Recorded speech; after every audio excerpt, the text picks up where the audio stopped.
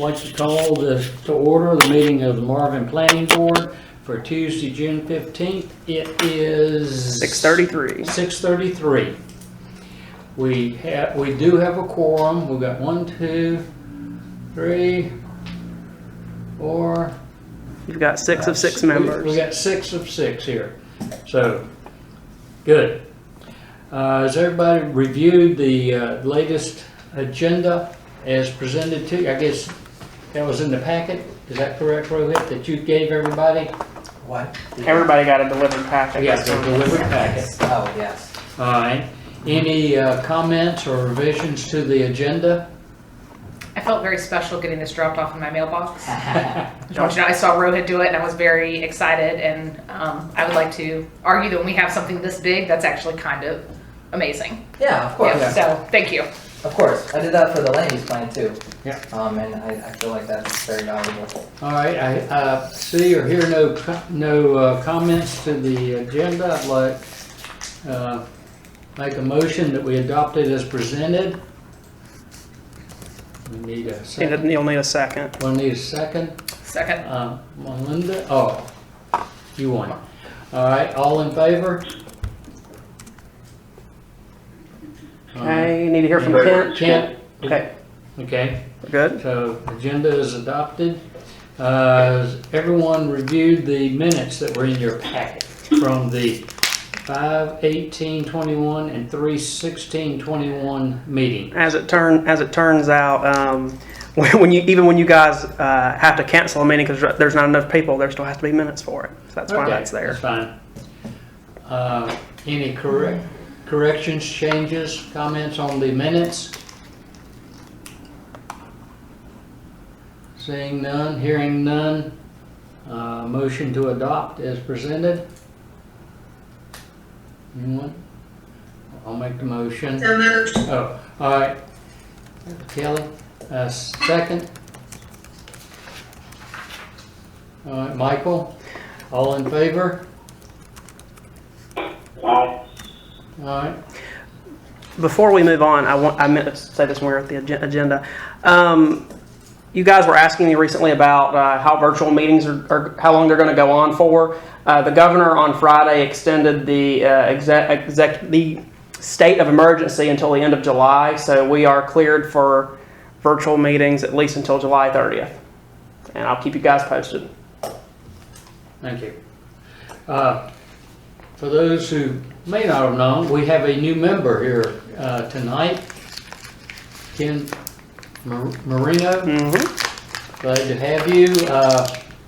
Tell us just, would you like to make any comment or about yourself? I'm just glad to be here. I read the materials. It looks like it's going to be interesting. I had my orientation yesterday. Just trying to see what I can do to help. Good. Glad to have you. Wasn't on the agenda, but That's fine. public comment period. Did we have? We have, there's no one here that signed up, but we have this written comment submitted by 4 households in Meadowlark. Waylon Henson of 1109 Meadowlark Lane, Jeff and Pat Saucer of 1210 Meadowlark Lane, Gary and Lisa Rose of 1209 Larkridge Court, and Casey and Keith Savonic of 1110 Meadowlark Lane. As homeowners next to the proposed Marvin Heritage District, we have closely watched the planning process since the conclusion of the public survey completed in June 2019. We appreciate the efforts of the Marvin Heritage District Strategic Plan Committee, town staff, and planning board for their time and attention to this important effort. While we are not fully supportive of the proposed plan, we realize there is an ongoing process in place to modify and approve the Marvin Heritage District Form-Based Code, final draft dated June 9th, 2021. Currently, the mixed-use core heritage district and residential only allows suburban residential half-acre lot minimum houses to be built next to existing rural residential neighborhoods.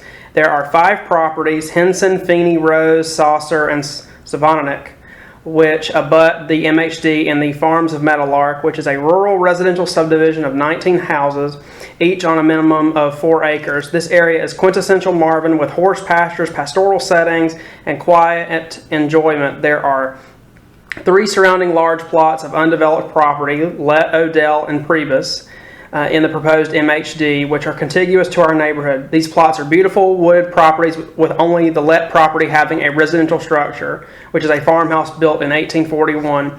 In the spirit of cooperation, we ask the current plan to be revised in the following manner.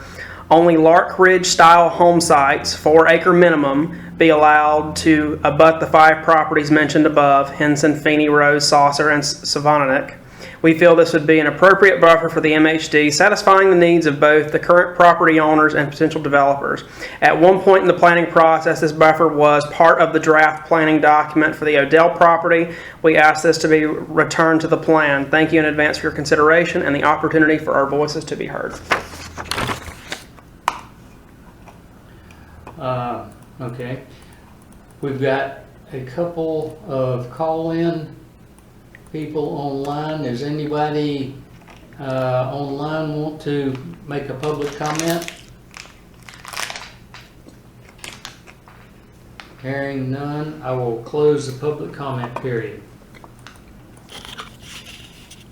All right. Next on the agenda, we're to perform the function of the Design Review Board to discuss and to consider the wayfinding signs for the 7-Eleven at proposed 7-Eleven at Marvin Gardens. Okay, great.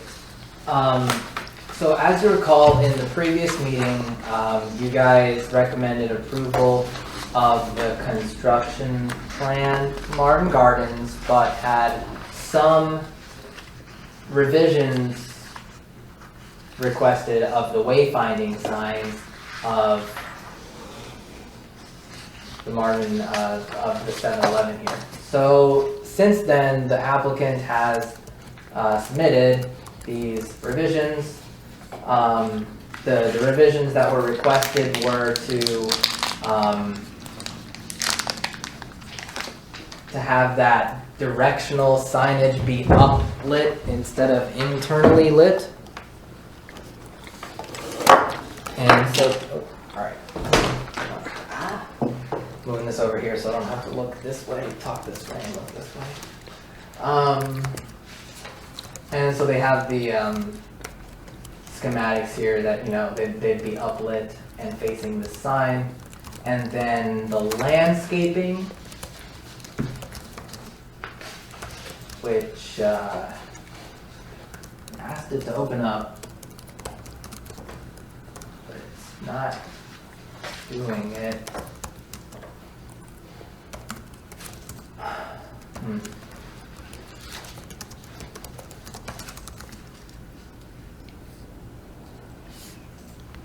Oh. Okay, there we go.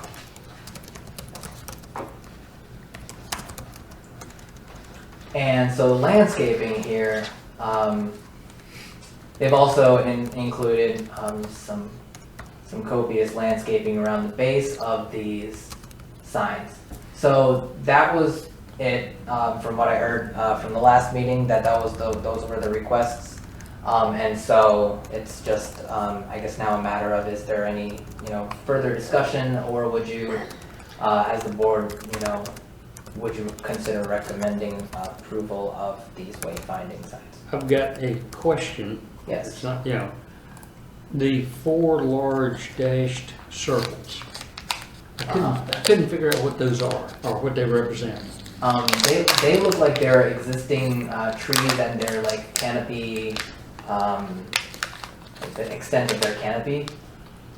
Either that or their like root systems. Let's see if there's a label on the dash line I itself. couldn't find one, so that's the reason I was, and I couldn't find any notes pointing to them.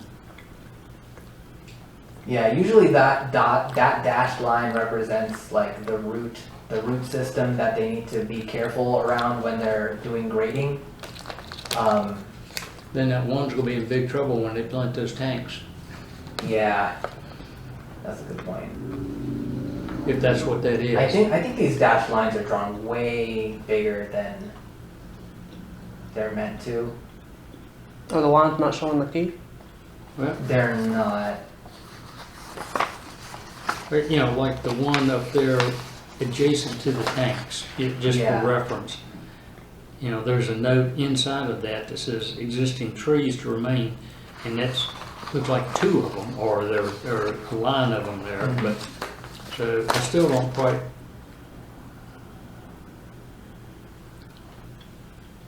know what it is. At first I thought it was lights. No, those aren't lights.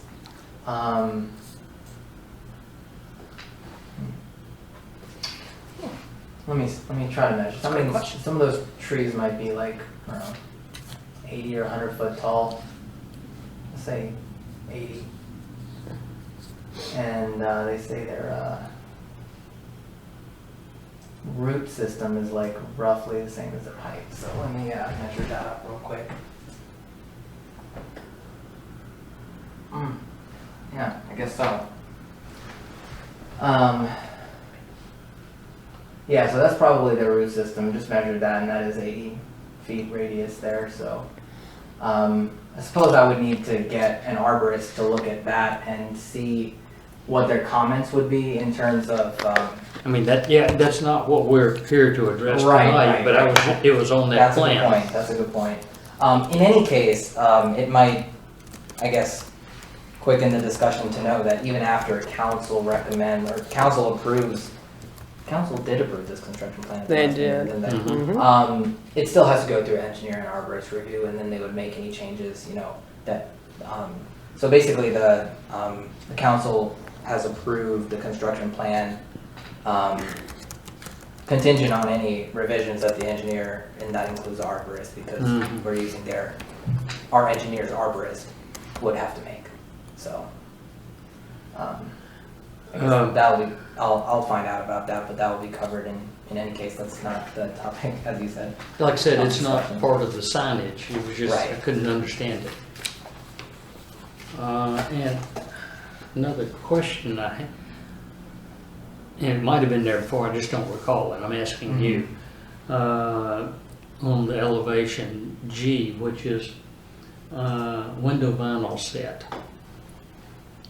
Was that there before? Is that okay with the, you know, with the ordinance?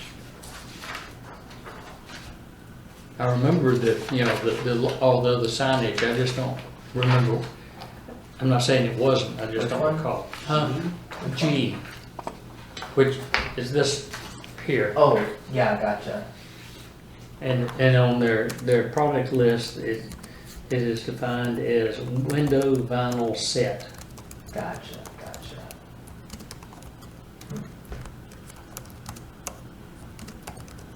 I'm not nitpicking, I'm just,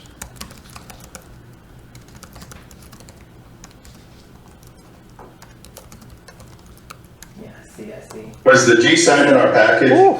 Whoa, that was kind of loud. Am I loud? Yeah. Yeah, we can hear you. Yeah. Yeah, I'm pretty Do sure. I have your attention? Yes, you do. Yeah. I'm awake.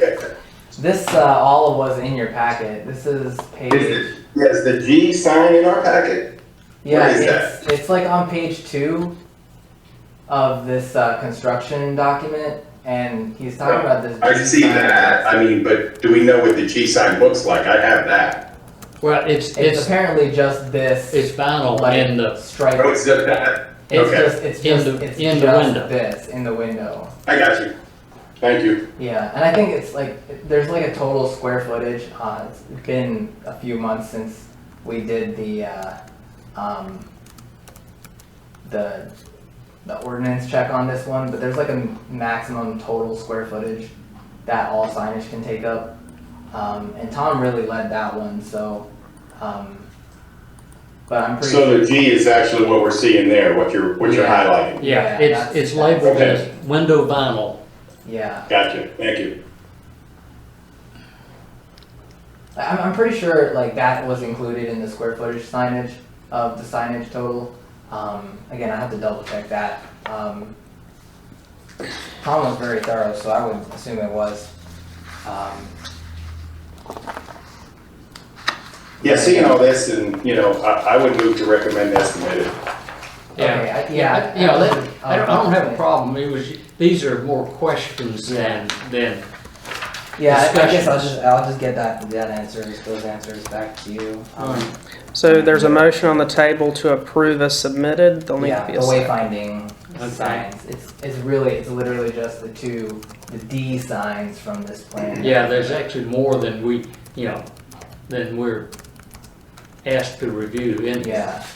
It's The rest of just- D is the directional one, yeah. Yeah. This one, which is. Yeah. There's only 2 of those. Yeah. I remember that, yeah. So we'll need a second. All right, we need a second from someone. I'll second that. I think they did I was one of the ones who asked them to change it, and they've done a really nice job of Okay. altering it. All right. I can't see everybody, so I'm Oh. at, oh, well, are you going? Yeah, stop. You can do a voice vote. All right, if you now. want to. So we have a motion and a second. All in favor? All right, sound unanimous. Thank you. Okay, thank you. Great.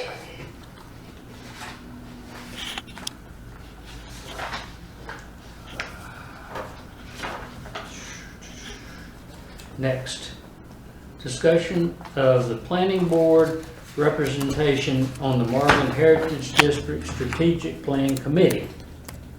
Austin. I'll turn this over to Michael. Thanks, Austin. I asked Austin to put this on. I am a member of the Heritage District. Thursday night meetings are very difficult, especially during the summer. For me, I've missed a couple of them. And knowing that we want 3 planning board members on this, I believe that's the case. I'm proposing one of 2 things. If somebody wants to jump in when I can't go there, I could let them know. Or if somebody feels strongly enough to want to jump on the Heritage District Committee, I'll certainly, remove myself and let that planning board member in. I know that I won't be able to make July and August already due to prior summer commitments. So those are, but I'll be probably back on schedule come September, but that, missing 2 meetings in a row and knowing so, I wanted to bring this before the planning board and see if there was anybody who wanted to take over this position or would sub in. I'm good either way. One thing I'll note is if you were to sub in, you wouldn't be able to vote on anything because you're not an appointed member. You would only be there to listen, and you wouldn't have authority to speak on issues or to vote.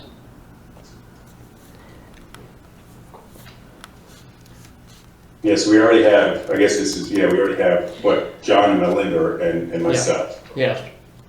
One thing me and Rohit were discussing recently is there's already 1 vacancy on the committee, and the committee was originally 7 members. So if no one can fill that position, or is that something you still want to go forward with? It could be reduced to 7 at this time because the large task of that committee, deliberating the details of this zoning district is over.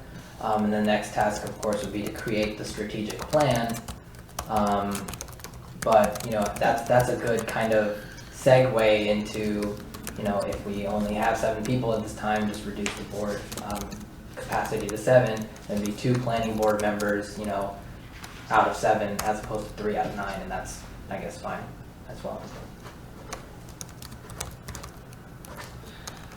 Does any of the other, there'd only be 3 others on here right now. Any of the other 3 of you wish to serve?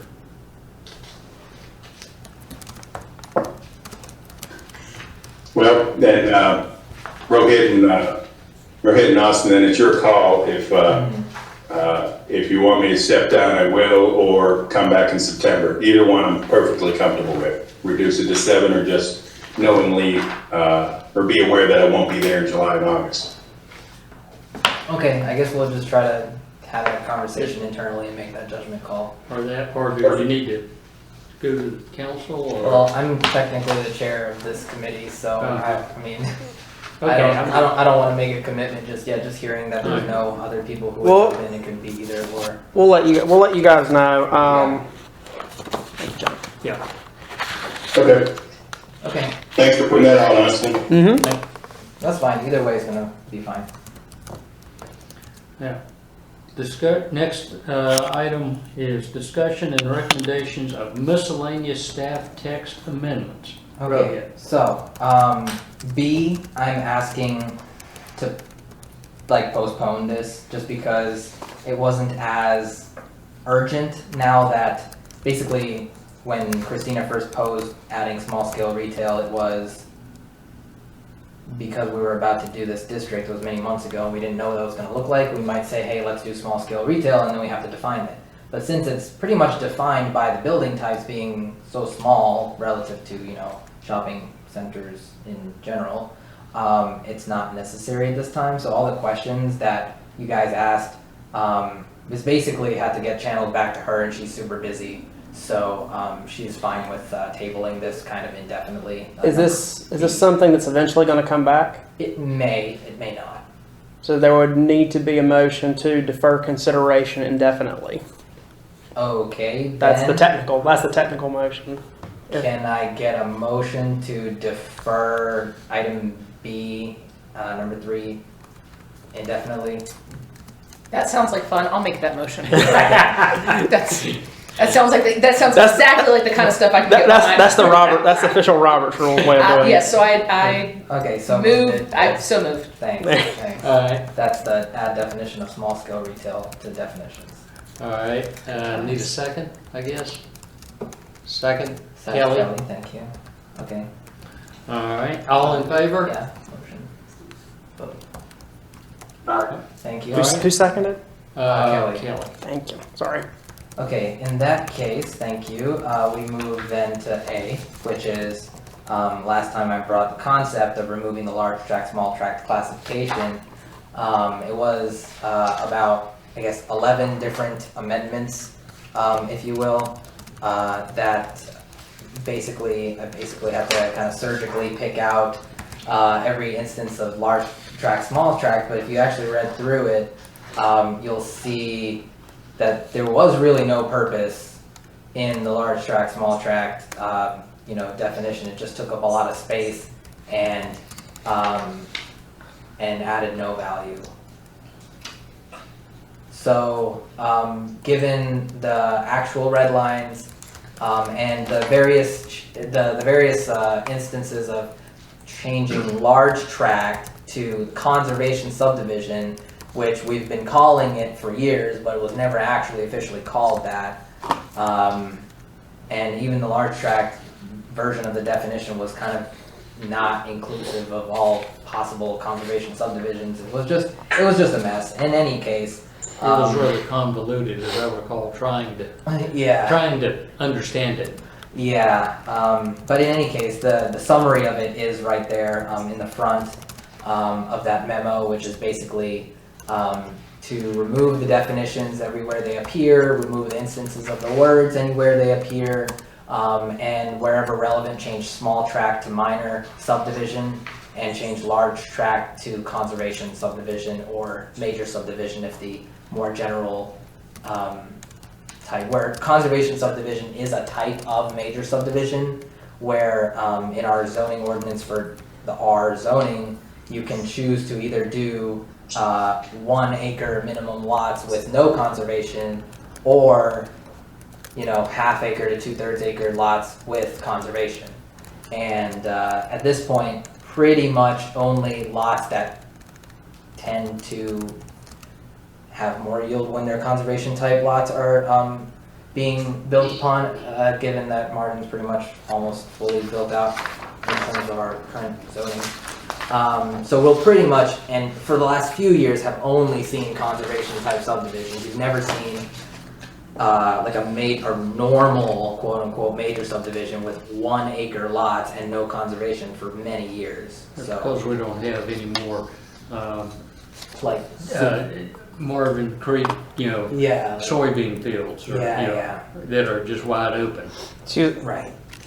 So, I mean, that's just a bit of context. All it is to say is that if there's no objections, I would, there are no objections, no questions here.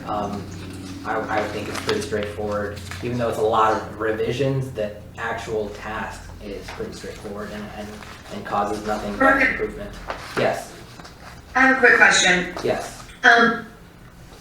When we talk about conservation, is that defined, like the type of land that gets set aside in a conservation subdivision? Like for instance, does it have to be usable land for conservation, or can it be wetlands, or like, is that defined? I'm off the top of my head, I feel like I just seen it say land reserved for conservation.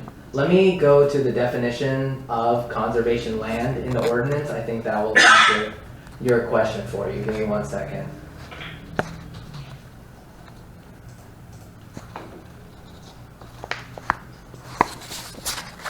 Online, what am I doing?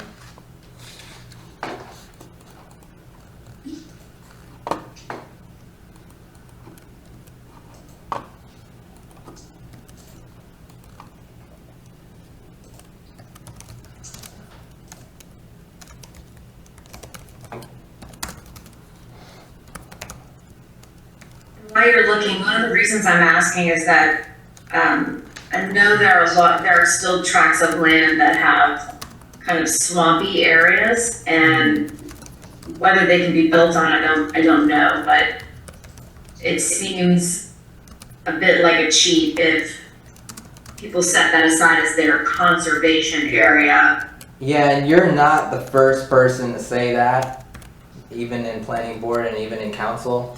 But that's what our ordinance is currently, and that's not in the scope of today's amendment at all.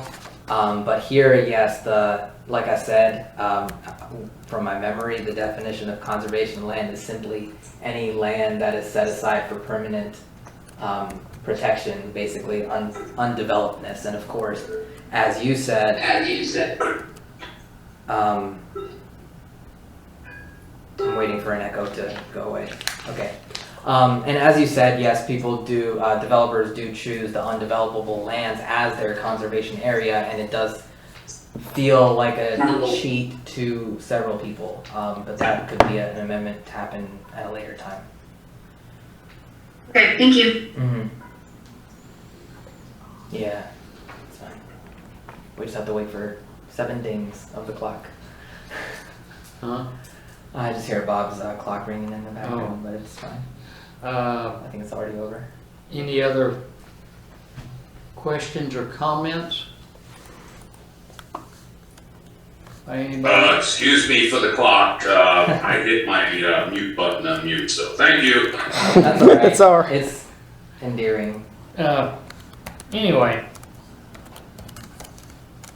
So is there a motion, I suppose, to recommend approval of the text amendment then? anyone want to make a Okay, Ken, Ken. thank you. all right, Motion. second? Anybody? Second his motion, Michael? Okay, Michael, thank you. All right, yes, motion and second, all in favor? Okay, thank you. Thank you. Thank you. I mean, like I said, it's all in front of you. If you read it or not, it's a lot, but Yeah. it is an obvious, no actual change to the way we do things. It just cleans up our ordinances like a lot. So thank you for that. And then of course number C, which in, the context of the upcoming item of the Heritage District Code, I would like to request at this time your recommendation to remove the existing Village Center District signage section in the freestanding sign section of our ordinance. In the context, of course, is that was adopted years ago, not really knowing what the district would look like, and now that the district is actually just, even commercial buildings are just houses, a lot of that section is outdated, and the section we have in here is super simple and just results in a very, quaint and low impact signage that is also easy to regulate. So that's all I have to say about it. And if there's, anyone else that wants to say anything about it, all it is removing that verbiage and then renumbering the next thing. So if you saw in the new code section, it's just basically just re-letters the next thing because I removed a section D, so the next thing is section D. It's covered, will be covered in the Yeah, in the Heritage District. in the Heritage District Yes. form base. And otherwise, if we have it in two places, it's, Yeah, You're it's always- contradictory and Yeah. it's confusing and it's gonna be an absolute mess. yeah. When I read over it, I feel like we were moving from theoretical to potentially applied, Yeah, right? Where it seemed to me like this next part that it was more, there's like a concept around it. Yeah. And so if nobody has anything else to say, I would move that we adopt this. okay, thank you. Good. So a motion to recommend and- approval of the text amendment? Yeah, and Exactly. second by Yes. Kelly. All right, all in favor? Okay, All right, Thank you. unanimous? Wow, we made great time on that time estimate there. Don't jinx it, Rohit. Yeah, hush. Okay, all right. Okay, this discussion and recommendation of the final draft of the Marvin Heritage District form-based code. All right, so we got a couple of things going on before I get right into it. We do have one public comment that I would like to address because I read this public comment quite earlier in the day and thought about, like what I would recommend based on it. And also one of our former planning board members has gotten a chance to review this code and has a few comments, and it's not like a public comment, whereas instead John would like to, propose. We just Well- kind of skim through the comments and see. if- Yeah, let me, summarize that is Yeah. that, as I've said many times, I still miss Paul and his input, and especially in things like this. And so we sent him a copy of the same thing that you got in your package, and for him to word check it for us or whatever, he add his input. Logic check it, yeah. Logic check it. He's so great at it. And he yeah. came back with some things that late this afternoon. Yeah, so I mean, it was around 5 o'clock and I didn't really get to look at all of them, but for all the ones I looked at, basically 4 out of 5 of them were something that we should actually change the wording on a little bit to be more closer to what the intention was. So I would really like to go through that. He's highlighted and made comments. It's very easy. It probably should only take about 10 minutes to do that. And then finally, I did make some comments based on, all sorts of comments that I received since, I guess, publishing, if you want to call it, the 6.9 version of this. Namely that there's just about 4 or 5 of them. And then so we can talk about these, all of these things, consider changes, and then hopefully end the conversation with a recommendation to either approve with, approve with modifications discussed today. That would be really incredible. So I would suggest maybe you go through it page by page. yes, I will go through it essentially page by page like I did at the. And let's go, page 1, page 2, whatever. Yes, And then if anybody's got any in between, please, chime in. Chime because in. This is and It's not your last chance, of course. As an individual, you can still contact me and get in any revisions,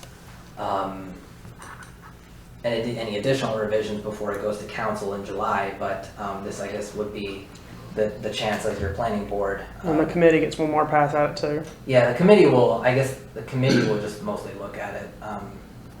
They didn't really give their recommendation to approve at the last meeting, but they might, be able to submit some tweaks, and so that would mean both of you, of course, and the committee would be able to have their last say in it at their July 1st meeting.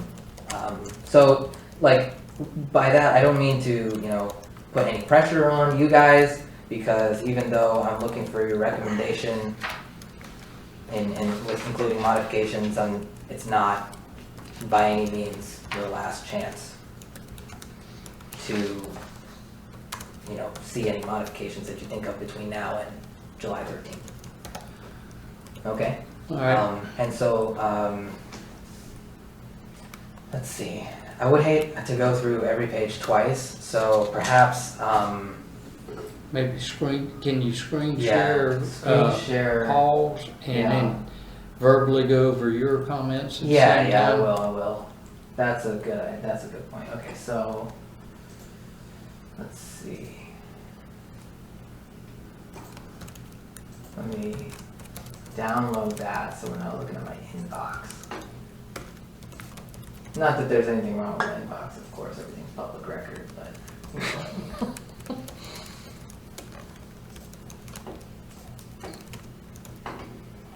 Okay.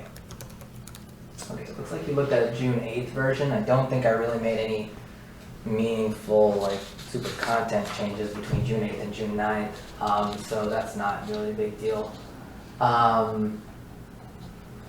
So this is, as I've described before, this is a form-based code, which means that it's largely visual, and it's easy for, I guess, people to read it and understand, you know, develop opinions and, you know, have comments. So that's a good thing. Like I said, there is a public comment. I do want to address that when we get to page 12. So I'll go through this one by one a little bit and just basically say, you know, in the beginning we have this table of contents. You know, I've gone through this here. We have the sub-districts, 5 sub-districts. That was my, you know, shot at, you know, basically identifying that there are different zones and each zone has their own, you know, strengths and needs. So, so each of the 5 zones have slightly different characteristics. Some have residential only, some, you know, commercial only, mixed use. And then of course the idea that there's this transitional density where you know, rural neighborhoods would have the large lot type adjacent to them, and suburban neighborhoods like the preserve could have the cluster type immediately adjacent to them, but like there couldn't be cluster types immediately adjacent to rural. That concept of transitional density did make it in all the way to the final draft. So thank you for that. And I guess before I go into it, I would again like to say, like I said at the committee, this is a work of that the community really should be proud of. Lots of people submitted, you know, comments, planning board, council, committee, and this is really a product of the community. It's really something special. So we get right into this map, which is the properties that are being proposed are the exact properties that were considered in the land use plan, and the zones were considered based on, like I said, some of the needs and strengths of each of the properties, as well as what the, you know, property owner's input and the neighboring properties, like the outside of the district input as well. Are you sharing that? Am I Are you sharing? sharing? No, I'm not. Thanks. Whoops. Thank you. Thank you. Okay, so that's the map that I was just referring to. Let's see. So then there are these five sub-districts, which this page right here gives you your, you know, your breakdown of the general standards for each of the sub-districts. And each of these. I don't see a map. Yeah, all we see is your, you know, your file. File. Okay. Wow. Okay, thanks. Rohit can't talk and use the computer at the same time. True. Give him bubble gum. I'll trip. Okay.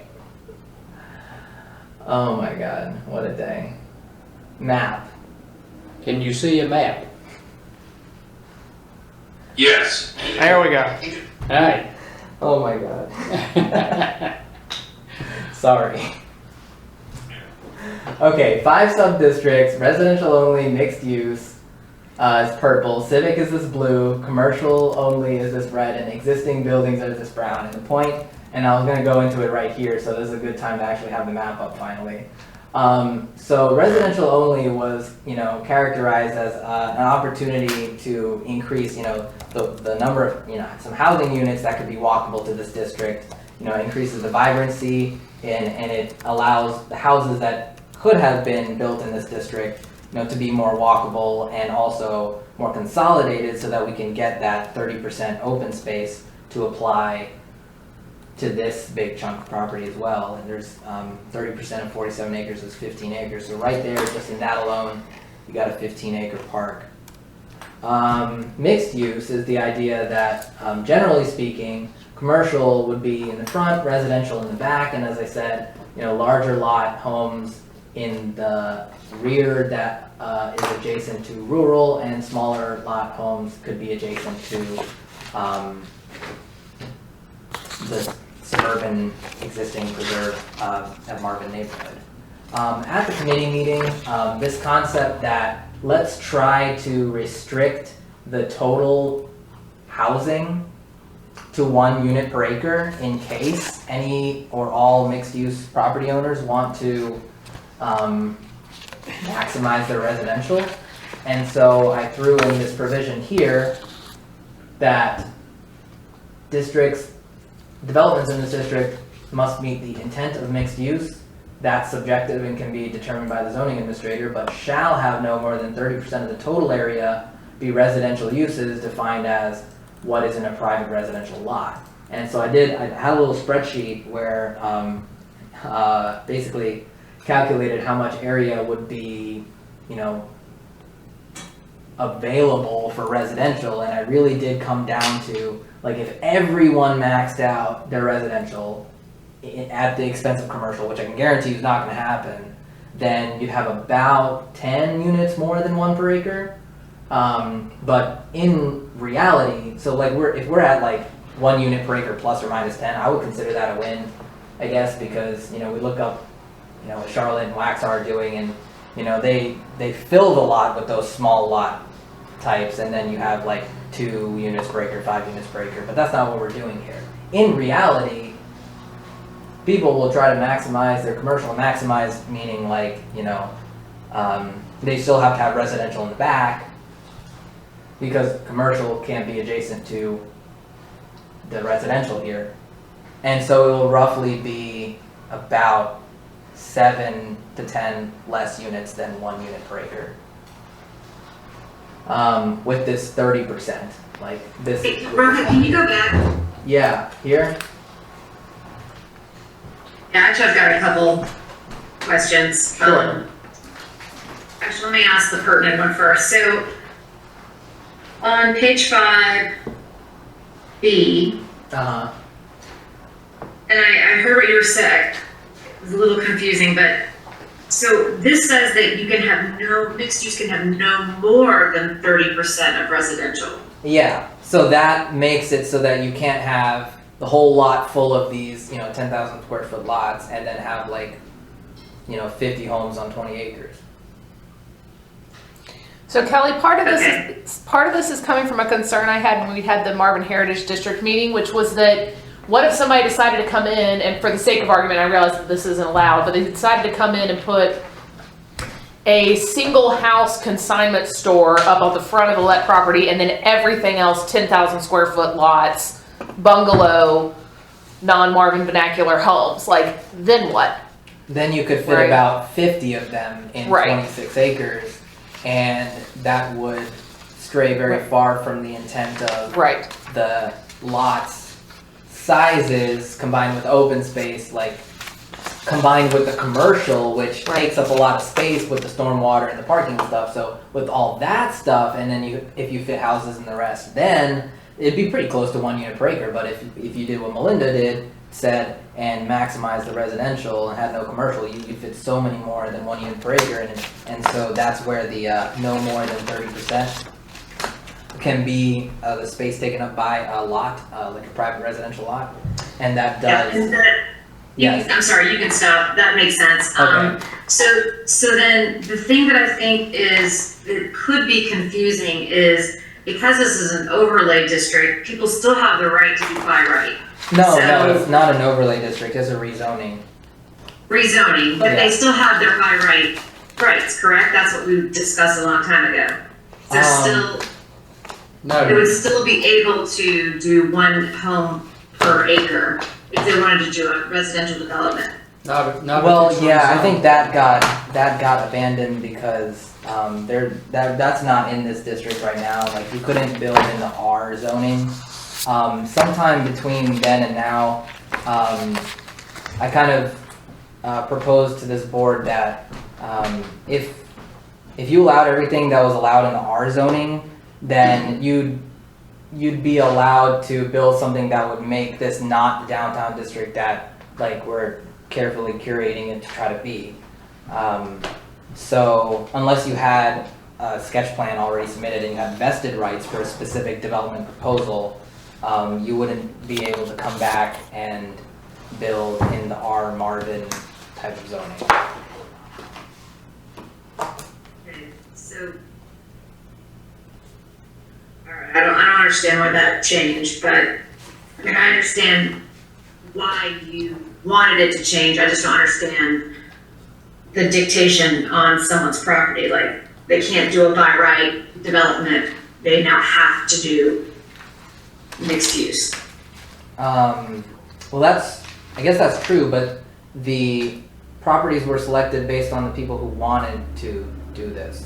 So, I suppose if someone else bought someone's property like 5 months from now and did want to do a by right, I guess they quote should have known that this was zoned not like the rest of the village.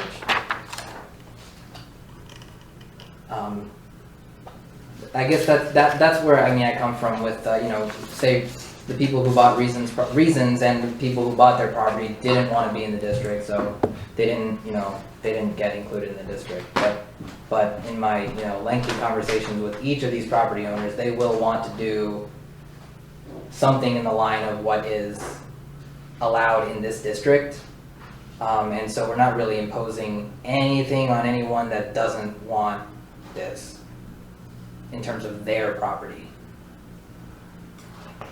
Okay, well, and this is, I guess, kind of along the same lines on page 3, the second paragraph, talking about how basically what's laid out in this form-based code actually overrides village ordinances.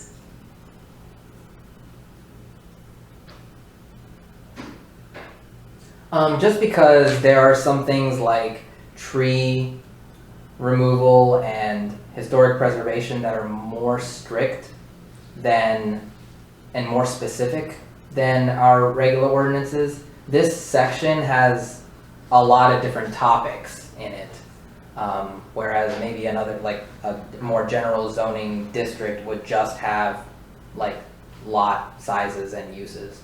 So we have like parking sections and general signage sections, for example, in the rest of our ordinance. And so that just means to say that if there's something in this ordinance that conflicts with something in the more general ordinance, then this one should prevail.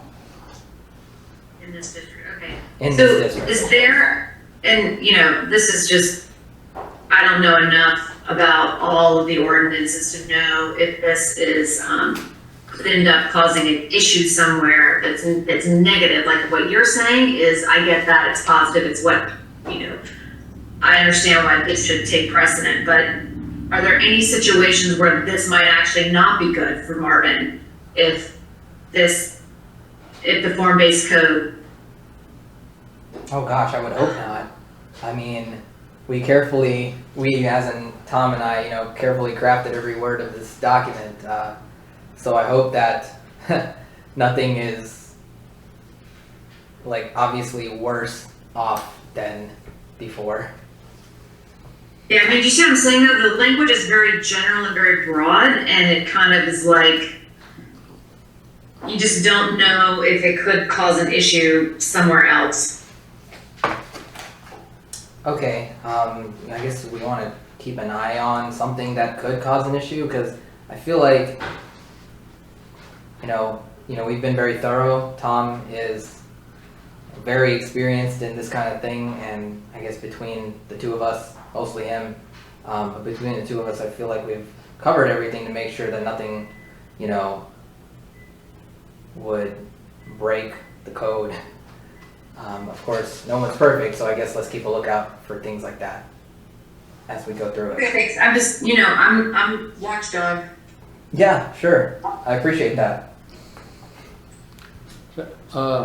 Here, Paul says, insert language that anything appears in an image might suggest an allowance of something that's contradictory to the relevant text. The text shall prevail. I feel like this says that. But I think, would that be fair language to insert just to make sure that text prevails over images if they conflict? Yeah, Any opposition to that? I don't have a problem with it. Okay, no opposition. I'll go ahead and add that. Here he says, make sure to add basically end additions to existing buildings. I feel like that's definitely needed there. Yeah, I thought we had that at one point in time, or somewhere in here, and maybe, Yeah, I think it's in this section down here, but it's or not, the historic preservation section or something. But Yeah. like definitely,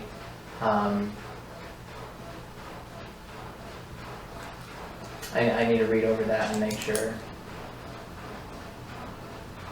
that modifications to existing buildings are covered. So no objections there. His comment says, can back and front be more clear? So is there any objection to basically adding clarification that front is the side of the major road?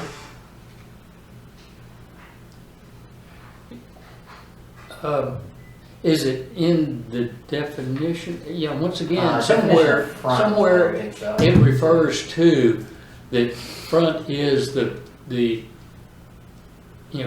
refers to the street frontage, major street frontage. Okay, let me check. I did say facade. Okay, well all right, so Yeah, that's what makes I sense. was, Yeah. that's what I was thinking of. Not front, sidewalk, street frontage, lines below fronting. Either add an Or additional public ways. definition or say it back up. Yeah, I think it would be reasonable to say, because I really did mean that, like, the parcels may not be, like, individual parcels that are post subdivision of these parcels may not actually face the street or Okay, something. So I did mean in the parent tract, like, the front of the parent tract would more be commercial and the back of the parent tract would more be residential. So with no opposition to that, I would definitely like to add, like, okay. some facing like the major roadside or whatever in this text right here. Yeah, I'm not sure that we've ever had a problem with any of Paul's. That's the reason I I know, asked I him know. because that's the sort of stuff that he was so good at. Yeah. That's for sure. Rohit? Yes. Sorry, back on page 5 about the 30% residential, is there another place that references a limit on commercial? Like, what's the balance there? What's to keep someone from doing more commercial? Because I mean, the mixed use, like I've seen your map, but the interactive map, which to Yeah. me makes a lot of sense, but that interactive map doesn't necessarily look like this. Right. That's something I actually wanted to talk about. This interactive map that I have been using to kind of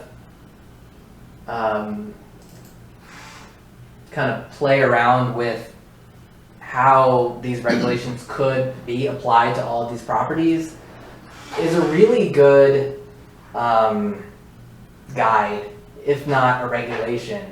Like to basically show, I mean, it basically showed me when I was working you know, like finessing these parameters that like, yes, each of these properties could fit 30% open space. Like that's not something that is unattainable. Yeah, so if the Odell property had a 4-acre lot, you know, it could go here. That's what was proposed, and that's what's still being proposed. There's that 30%. When I was talking to both Scott Lett and Lisa Rose, they both said this is unbuildable. So that's where that 30% open space would go. But what you're saying here is basically what is the Isn't there a what's stopping anyone? Wasn't there a minimum of 20%? I didn't have a minimum of commercial or a maximum of commercial. What's really stopping people from making commercial like completely ridiculous is it's all the physical limitation of the property combined with the fact that residential has to abut other residential in the mixed use node. So this is what maximized commercial would look like on this property, and it's maybe gonna fit 4 buildings tops, 4 little house size buildings.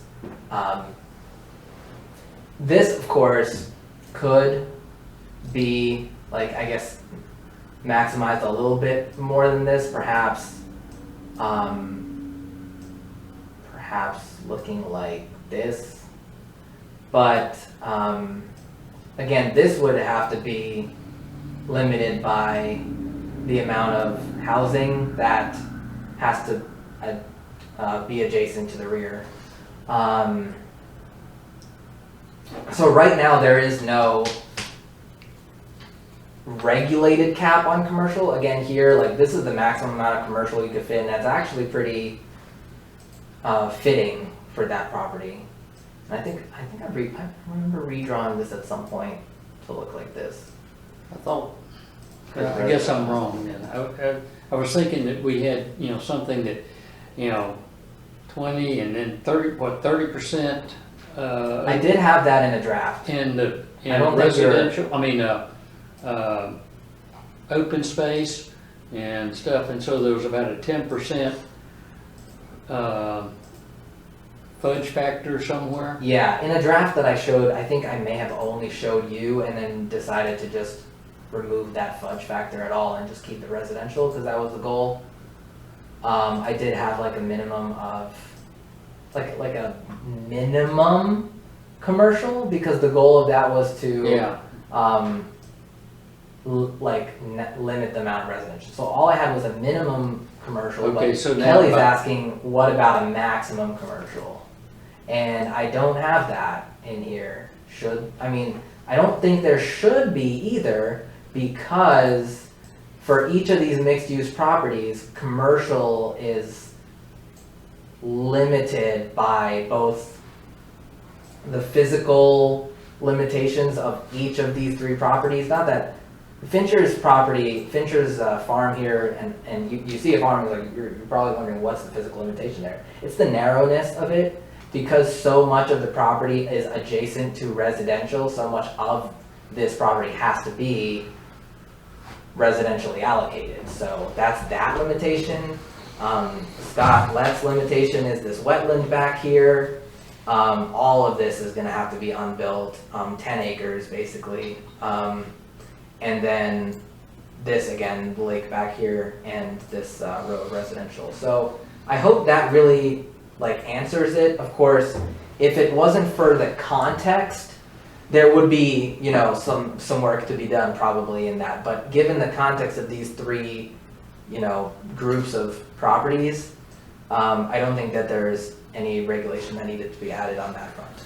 Is that acceptable? Well, I don't know because my computer crashed during the middle of that and I had to get another laptop. Oh no! Anyone want to comment on how brilliant he was in explaining that? Oh God, you'd think technology would Oh be better than no! these days. Melinda, you want to be Laptop number 2. I'm sorry, do I always serve as the voice of opposition that is being slowly, No, I didn't mean that. No, I'm just giving you a I hard meant, time. do you want to be Kelly's surrogate in the? Sure. Oh, Melinda, because we're both women, Kelly, so I'm gonna woman explain. as the other female on the committee, I'll explain. No. So no, it's fine. So actually, I'm just giving you a hard time. Okay, so basically the story is, Kelly, is that part of putting in additional verbiage for the setup would be effectively superfluous because of the requirements that we already have with regards to what has to abut residential. So someone cannot come in and make these mixed use pieces completely commercial because of those requirements. And so between the 30% and then that of the usable, right? And I think that's the word that was kind of missing when we read the first part, right? Is that it was usable and accessible. Right. Right? Because I noticed with that other one, the HOA doesn't have to be accessible to the public. Right here, we're saying it has to be usable public space. Yes.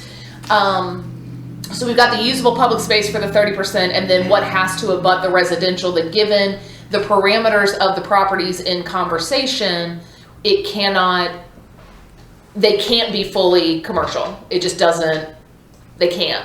This is, and so the map that's on the screen, other than Scott Lett, who I've drawn his property this way because he's so insistent on building his about like 20 to 25 houses in this area. He wants that, courtyard around the lake kind of image. So other than him, I've actually like drawn the maximum commercial for these other two properties. And like I said, maybe you're gone, maybe not. Maybe 4 commercial house things could fit on the Ardrey property, and maybe like 6 or 7 could fit on Fincher's, property here. The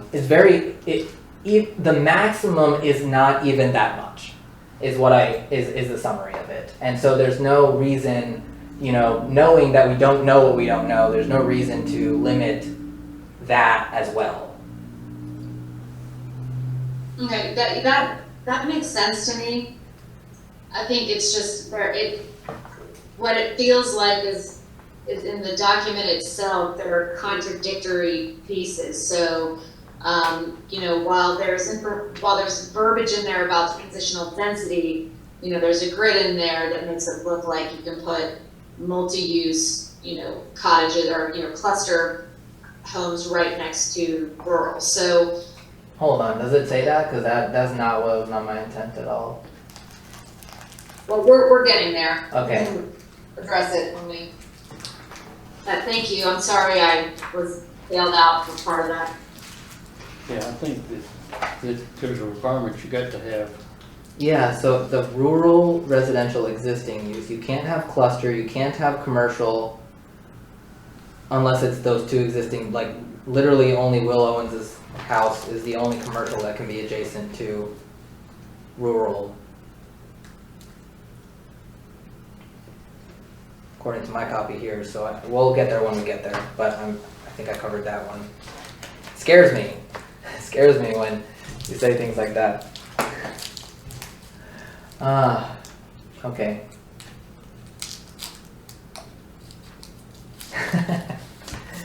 No offense, I'm looking for all criticism. Any other comments about page 5? Because it is an important page, so don't mind it. No. Okay.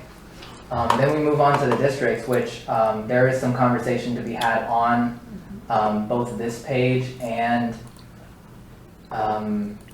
the small lot page. What does Paul say here? Does this not get consumed in the small home line item? Probably.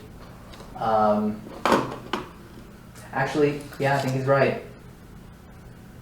Okay, so if there's no opposition there, is it okay to remove, I guess, that line? I added it later, and he's right. It's basically a subcategory of small lot homes.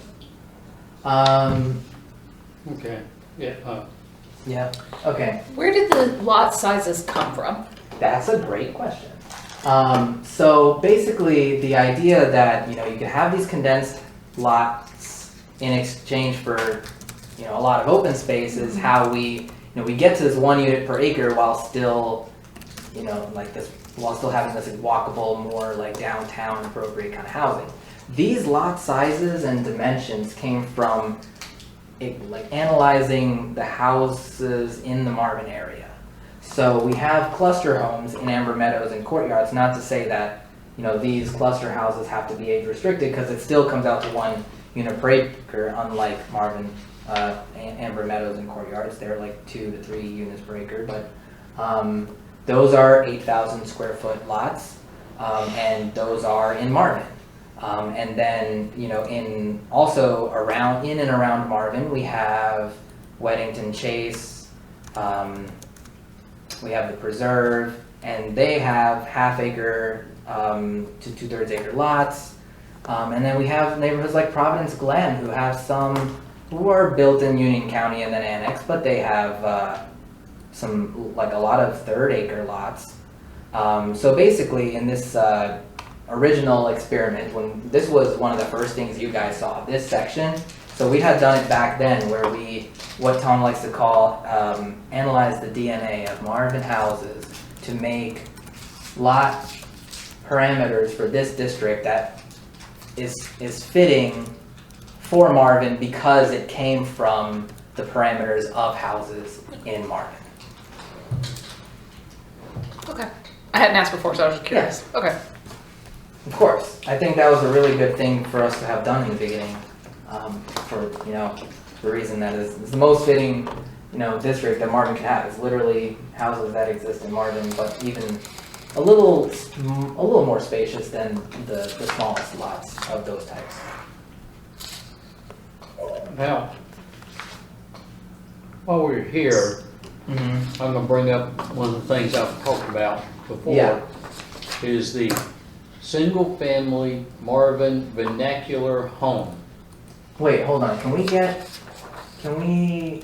talk about that when we get to page 11 or 12? Okay, well, the only reason is the photos are Yeah. very similar. Photos are similar.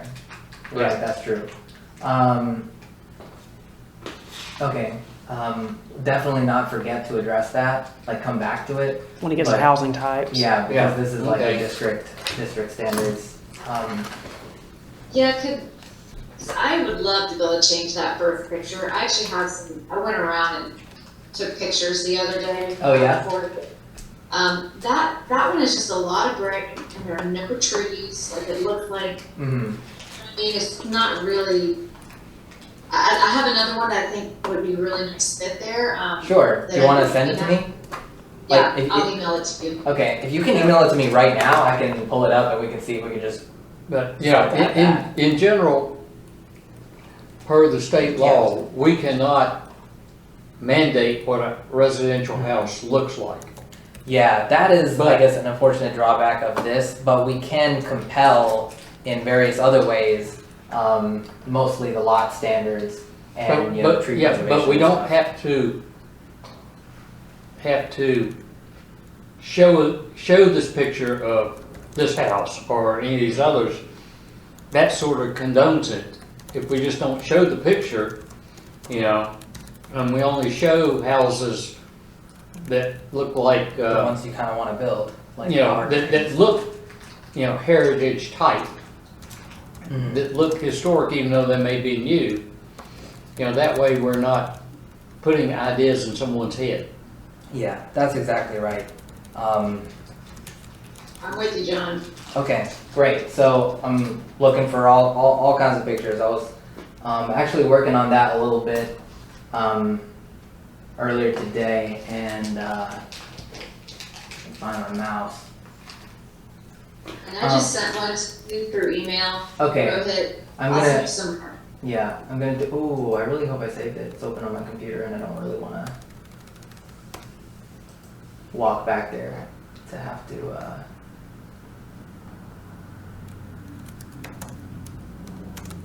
Okay, so this is what this is actually pretty cool that it's side by side like this. So this is kind of what I was starting to work on in changing Marvin vernacular to large lot suburban house. We don't, and I also have to change. I also have to change this picture here and then these two to kind of not tell people. You know, we're looking at these lots for the lot parameters, but we're not looking at these houses for the architecture. So yeah, I'm still looking for more pictures, but basically the general direction is I'm also going to pull up. I'm going to pull up your email right now, but I'm looking for, I guess,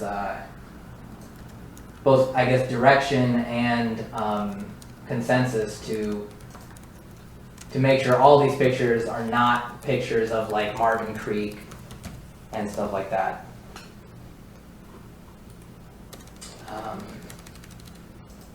And like John said, more heritage houses.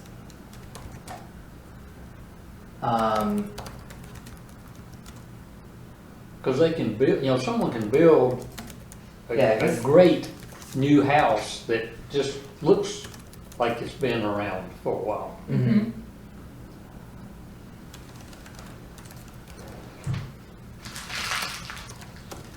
How can you get with only eating one? I'm pacing myself. I can't. I had a protein bar, I'm full. Smart man. Real quick. Anyway, so I think Kelly, I didn't get your email yet, but I still have some time. So if you're still trying to send it or something. I've already sent them, but I can text it to you. It would be a lot more. I think it would be. Oh, actually, I think you could text it to me and I would get it. Go ahead and text it to me. I'll get it up there eventually. I mean, not eventually, like sometime in the next few minutes. But in any case, we're still on page 6 technically. Yeah. So this is actually the time that I want to address the public comment from earlier today.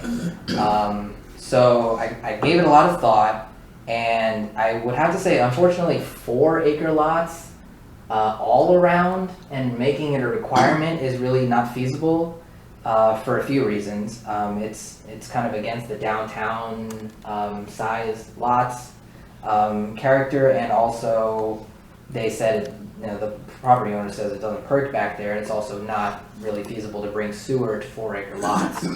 That would be something that we'd have to do, in the, either at our cost or cost share with the tax overlay district. But what I did do instead, and I hope that, this is, somewhere, coming together at a point where, if you want to see this moving in that direction as much as possible, which is a little bit, but it's more than nothing. If for just this RO district and for the RO residential only and mixed use, if we, I guess the most we could increase the large lot minimum size from ½ acre to a 2/3 acre and reduce the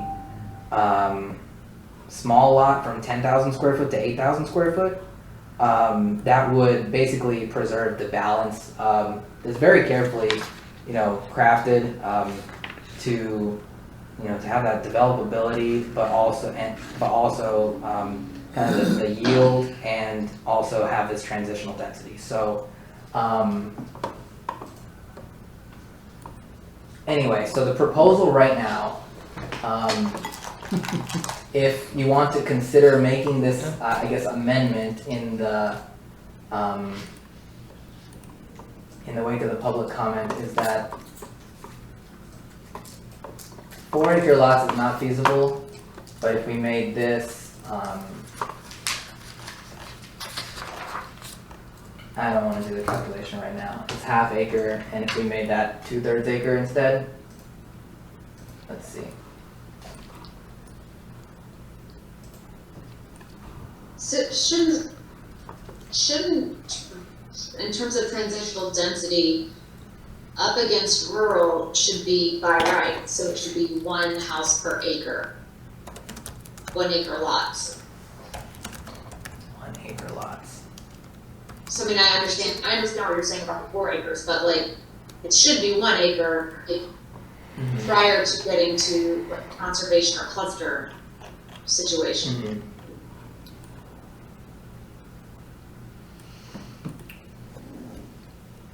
Guess it could. I think like I said, there's also like a balance. I mean, I know as, Here's what you, Yeah. that's 2/3. yeah, awesome, thanks. In any case, we might be discussing 1 acre now. So there's this balance that I have to strike between the feasibility also. And I know that's not popular to hear, but as a planner, I need to say that. So would you, I guess, consider then, Well, now, don't we, in addition to the lot size, don't we have buffers? buffers? What you mean buffers? I mean, by buffers? adjacent to the Oh other yeah, parcels? yeah. There's still there's still the required 25-foot tree preservation buffer that we would require for any subdivision. So that may or may not be on the lot, but just like in the estates of Marvin Branch, the tree preservation was on the lot. So that was included in the 75-foot rear setback that is in the property. In this case, the rear setback is 40. So it could be a total of 40. Can I challenge Let's see. something you said, Yes, Rohit? Yes. You said that it is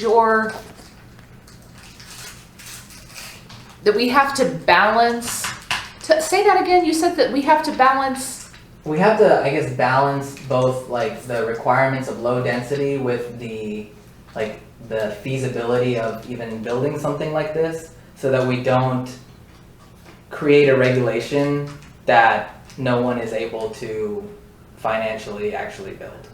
And, we waste all our time. right, but it's also not our job to make it more lucrative for developers at the sake of what Marvin is. Right, and due to the DFI study, we're not even really making it lucrative for developers. We're like basically towing the line of like feasible and not feasible. Sure, and that's ultimately for a developer to decide whether or not they believe that is, but I don't think that it's our job to stretch our background or our collective Marvin values for the sake of feasibility. If it doesn't work, it doesn't work.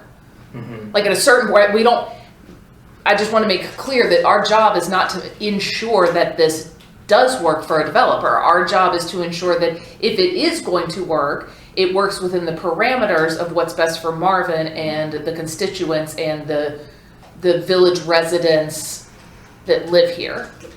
Right? That's who we work for and that's what our job is. Is that correct? Yeah, I heard a yes. Well, I probably that is correct. agree with you. Well, and I'll say this, that, especially a lot of of my neighbors who wrote that letter, they have horses, and a 25-foot tree buffer is nothing when you've got, and a lot of their pastures and barns are in the back of their properties.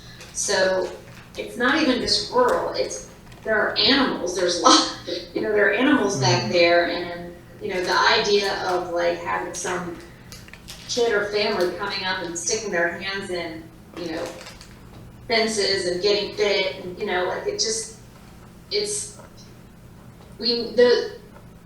those animals need a bigger buffer from light, from people. This is why our neighbors moved to that neighborhood, is so they would have space and have room for their animals. So I'm gonna push you on the, 0.66 is not okay. And the transitional density we put into the land use plan was by right next to rural.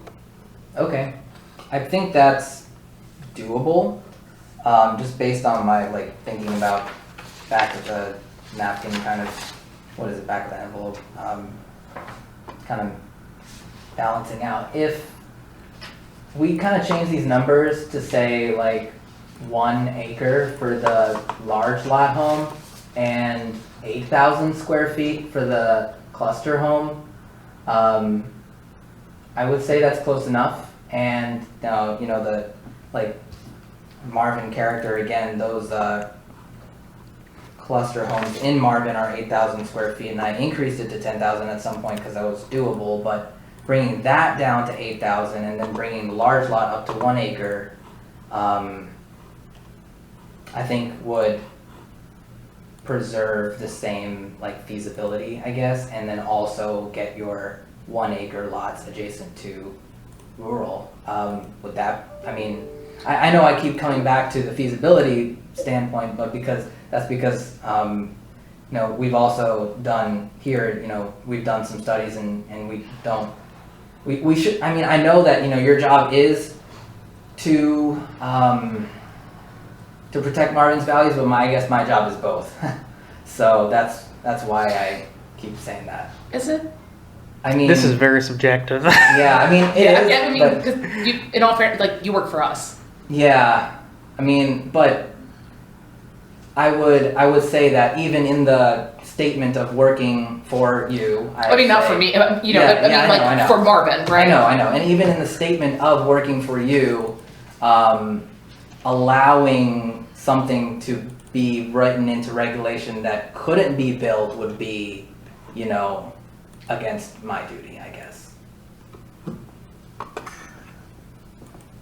I mean, what about a higher buffer or, you know, a no man's land where no one can build anything? I mean, the point that I think is that we just need a bigger space in between. Can you, horses, livestock? I'm not really sure. Between the animals and buildings Mm-hmm. and other developments.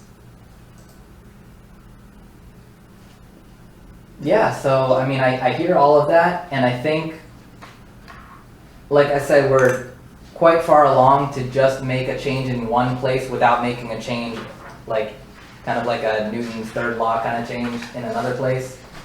So that's why I would come around and then propose here, right?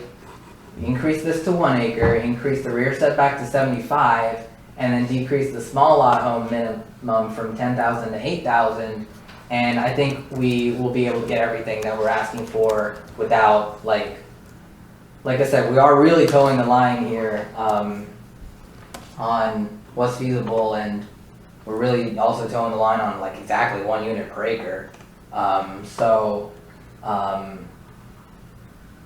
That's all I mean to say by this. Let's,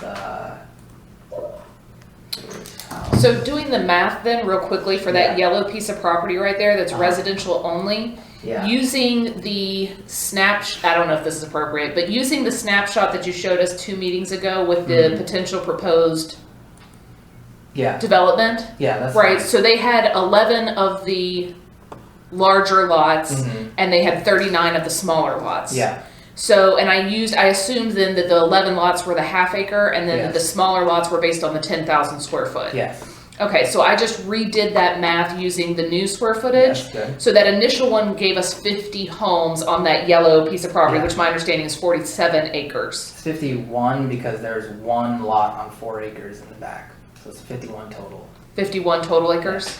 Okay. 51 total units. 51 total units on the 47 acres? Yes. Okay, 51 total units. Well, at this point, if you change it, we go to 6 large homes, assuming that you would basically double up the other Yes. ones, and then 43 smaller homes, so we would actually end up with 49, so 50 homes.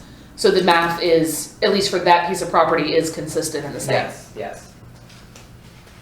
Thanks. Not a problem. And that's what I mean by the That's why I balance. call her the doctor. Yes. That's why I married my math tutor, Kelly. Cute, cute.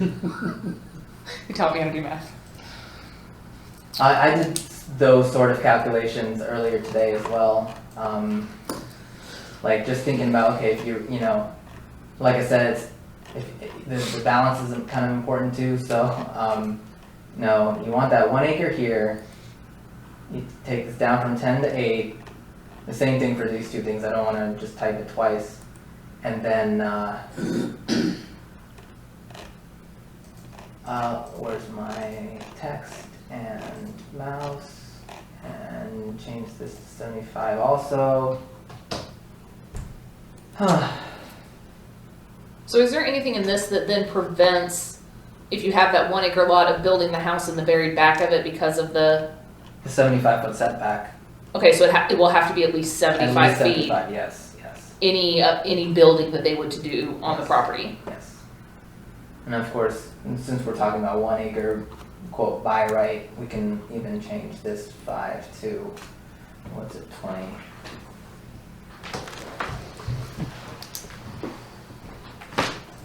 That's 40 to 50. And just make it everything that Marvin's current, I mean, we go all the way, right? If we're gonna make it by right 1 acre, then let's just make it everything else instead of the smaller setbacks that I use because we're doing smaller lots, right? So same thing here, same thing here. 130, front 50, side 1.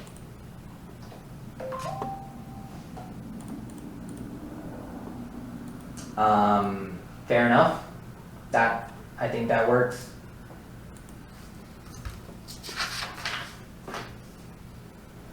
Hey, Rohit, can you summarize the change for me since I can't see what you guys are editing? Oh, okay, sure. Changing in the residential only and mixed use district, the large lot homes, parameters to basically match our residential zone, which is 1 acre minimum lot size up from ½ acre, and then lot width is 130 feet, front setback is up to 50 feet from 40, rear setback is up to 75 feet from 40, and then side setback is 20 feet up from 5. Those smaller setbacks were meant to, fit a home on a smaller lot, but we're going straight up to what is in our Marvin zoning with that, with those parameters.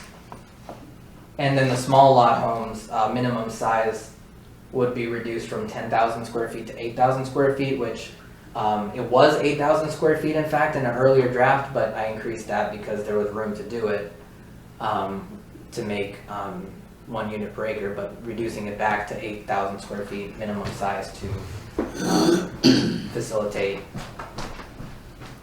an average of 1 unit per acre on the, like, plus or minus a couple, not breaking the bank there, but roughly 1 unit per acre in total. All right, go back to descriptions again. This is an annotation, I can't scroll the page. Well, But, no, where you are right there, it just, Oh, because you've got, we've got single family, Marvin vernacular or village, and then we've got Greek or, that Yeah. would basically be the same size lots and everything. yeah. So why do we Make that- need make that one. 2 different lines? Just say large lot home, right? Yeah, large lot home is only for residential, that's why there's 2 different lines. Well, yeah, But Greek Revival and Southern Colonial can be also commercial. oh, okay, But, let's see. These should not be 1 acre, but there's gotta be some way to make it so that, it can't be 1 acre, cause 1 acre commercial building well, would have to be. I was back walkable. over here still on the residential only, Oh, right.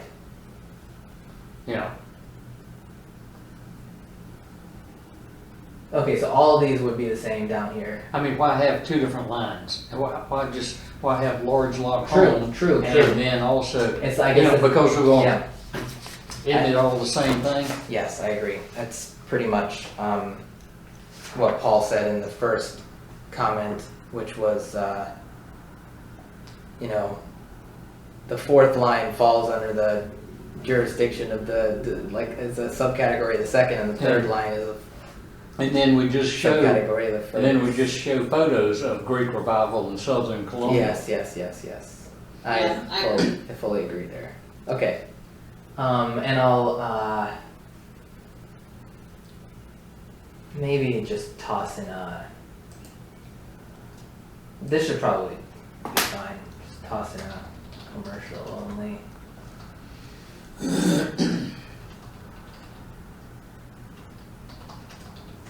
Rohit, are you there? Sorry. Yes. What, I guess the changes we just made are pretty substantial. I mean, can we just talk about that for a minute in terms of, the parameters that you originally came up with and why specifically we're making a change? So this change is brought up by both the residents that live in Meadowlark and Kelly, who also lives in Meadowlark, stating that the transitional density was intended to have more, like less dense houses in the side of rural subdivisions, and then have more clustered houses in the middle, so that those clustered houses are not adjacent to the rural residential. However, it's brought up that they're saying the half-acre lots are still not like large enough to be, the appropriate size of large lot houses that should be up against rural residential. So now, but in keeping, I guess, a sort of certain balance of the thing we ended up with in the final draft, to increase the large lot minimum size to 1 acre, so that matches what could be built today, and then in exchange reduce the small lot homes minimum size from 10,000 square feet to 8,000 square feet, which actually was the size in the first draft, but I increased it to 10,000 square feet because I was able to do that and still have about 1 unit per acre total. But that, I guess, would seem to satisfy Kelly, making those large lot homes be 1 acre size, and then making those rear setbacks increase to 75, etc. And it pretty much, it's still, it's probably a better version of the same principle, while still developing a pretty much similar product for this district overall. And it's consistent with the land use plan. I would say that, yeah. You could pretty much argue that one thing could cause a not consistent with land use plan judgment, but by increasing that large lot to 1 acre, it's very, very consistent with the land use plan. Need some water. I like it. Does that answer your question?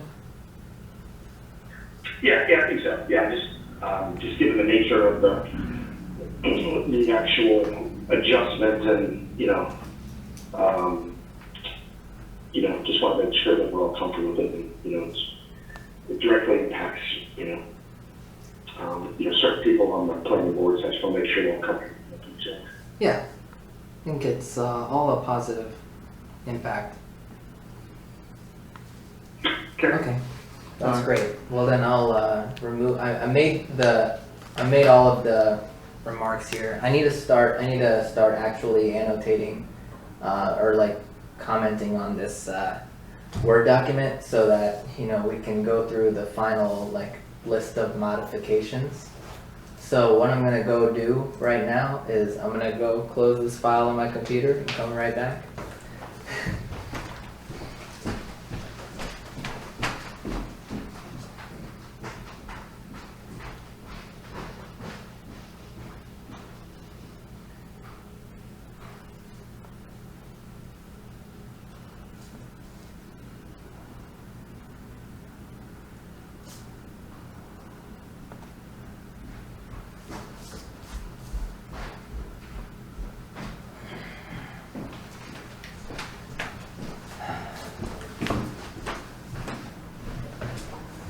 Okie doke.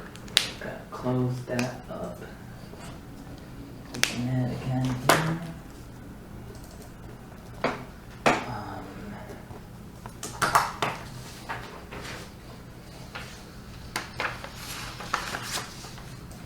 I really should have been doing this from the beginning, but I'm going to take a moment and go back through all of the things that we've decided so far, have track changes on, and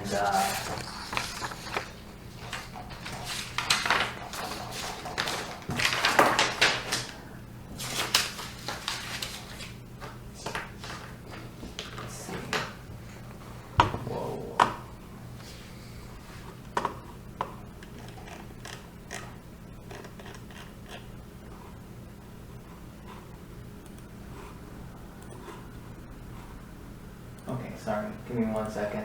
Do 2 things at once here. And you know how that turns out. Kim makes fun of him for it. Who? Kim. Yes, Kim makes fun of me all the time. It's fine.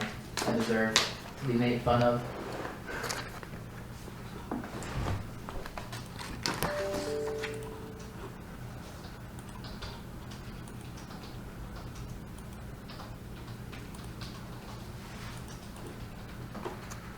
Something of that nature there.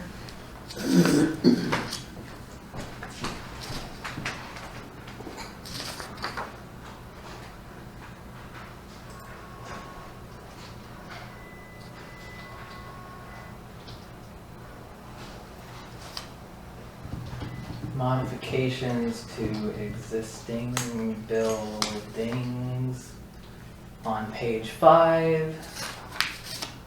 On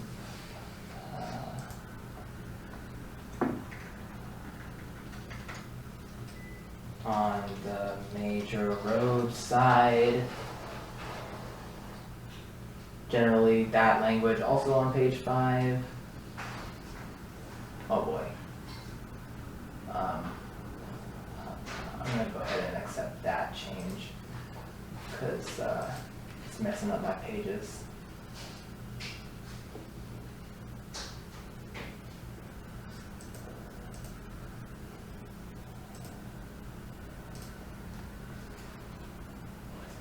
Okay. Cool. Alright, this really important one here, which is delete row. Delete row. Making large lot 43,560. This is important because we're going to go through all of these changes and then be like, all right, you like this change, you like that change, etc.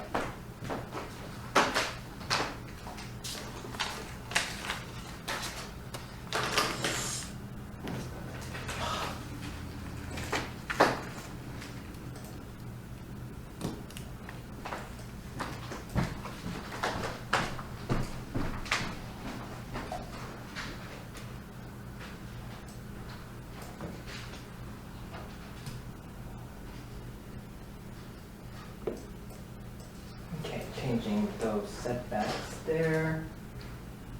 Changing that to 8. Oh my god, that looks terrible. Stupid. Alright. Oh man, I have to do the same thing again. Can I just not? No, I can't.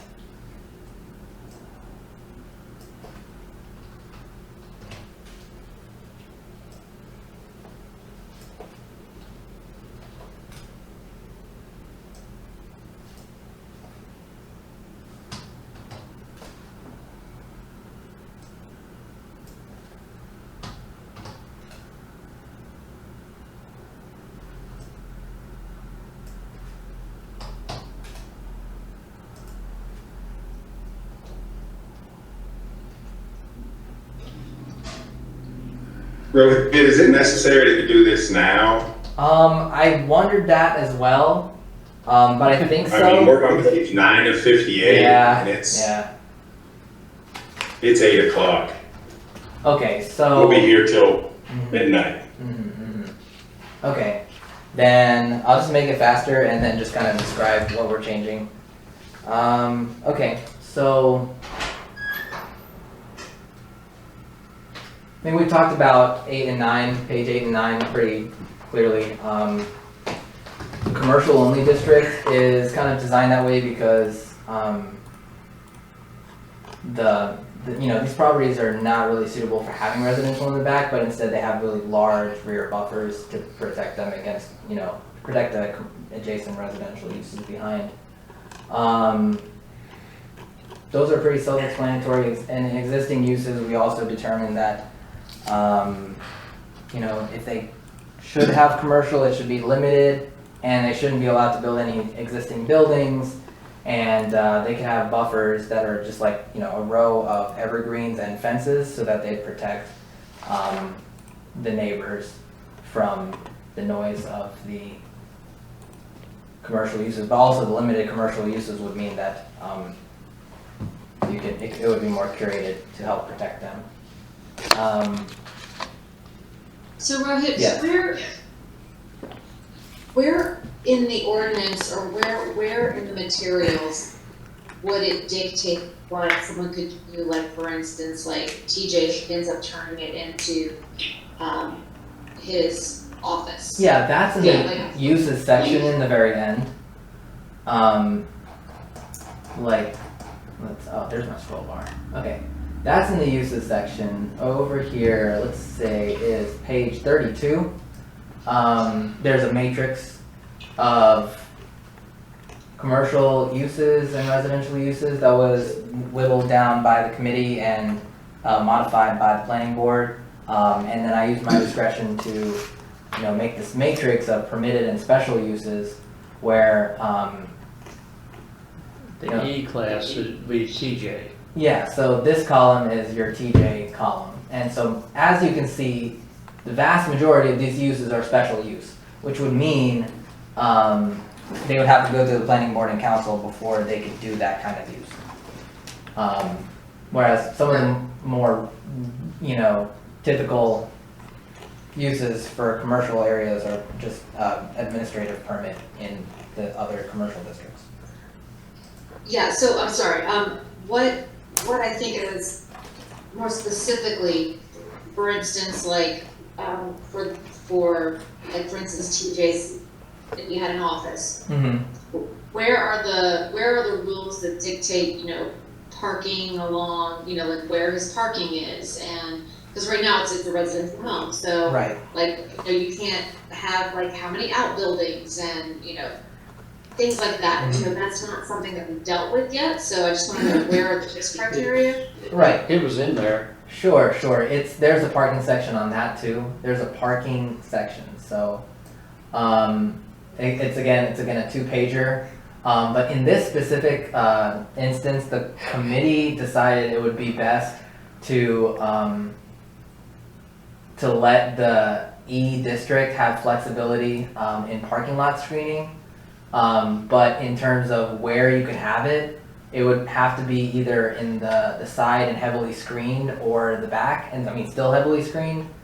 And for the larger kinds of parking lots, we actually have a really thorough parking section in our ordinance currently, so I've referred to that section, and that should cover everything pretty much.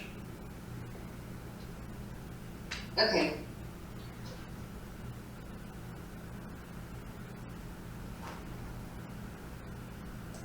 Okay. All right, back on track, I guess. Yeah, let's go back to track. So, all right, one of the things is we got to look at changing these pictures.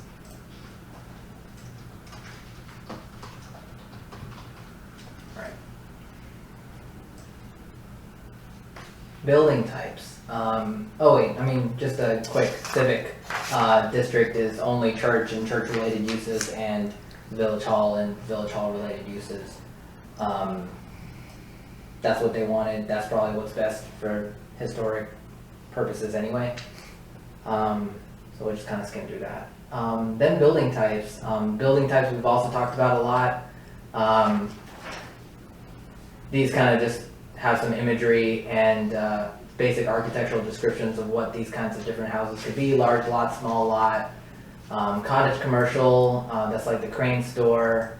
We talked about this a good bit, and it's not changed since the last time, so we'll just kind of breeze through this. Village house, Greek revival. I did add bungalow type, and here's some nice, bungalows. This one is a commercial use bungalow, and it shows this plaza area on the side. It just shows kind of how much you can fit, and still meet that 30% open space. And Now, are we going back to your page 12? yes. I keep going on that. Yes, As far yes. as I'm parking, but, Marvin vernacular buildings. Yeah, so I've changed this here. Actually, I want to propose this change. I've called it Well, large that's on, lot. that's a different photo I'm talking. Yeah, Well, yours is different. Yeah. I've made this change, Oh, and alright. I started making this change, and I was wondering Okay. if I could propose change all the pictures to more like, stuff that's more like this and Yeah. this, and Yes, Yeah. please. maybe let's see, a little more of like this, Yeah, this. if here that's the instead. pictures, we So- can't mandate, but we only show Right. those pictures. And I did get Kelly's picture, 5 pictures actually. But we can set parameters since it's in a historic district, right? I know we can't mandate, but there will be. If we adopt a It- local historic district, then Right. we can It's do not a all sorts historic of those district things. yet. Oh, Right. only as a name. That's Only right. as a right. name. Right. That's right. that's different. Right. If, Okay. if it's adopted as a true historic district, Mhm. then we can start setting other parameters. Yes, that's entirely correct. I'm We just should fill out gonna that paperwork. flip We should through fill out that paperwork. some of these pictures here that Kelly sent me, and I'm Oh, probably nice. gonna Send use. an email as well. Oh, you did get it sent in That's email? pretty. That's really pretty. Okay. Yes, to like 3 Yeah. minutes. Yeah, that's one. Wow. That's I probably can't use that one because it's behind some trees. Sorry, but and maybe not that one. Some of these need to be edited. Yeah, and then that one. I think I'll probably just use the first 2 to fill. It's Yeah, gorgeous. yeah. And the porch, that porch is great. It's a really good architectural feature to exemplify. I'll probably just use the first 2 then to fill the other 2 spots, and then pick a different picture for the top spot. How about that? Yeah, Okay, okay. cool. I also just Thanks, sent you a Kelly. couple bungalow pictures that add a little bit of color and like a little bit more modern, like not Okay. modern, but Perfect. Okay. Okay.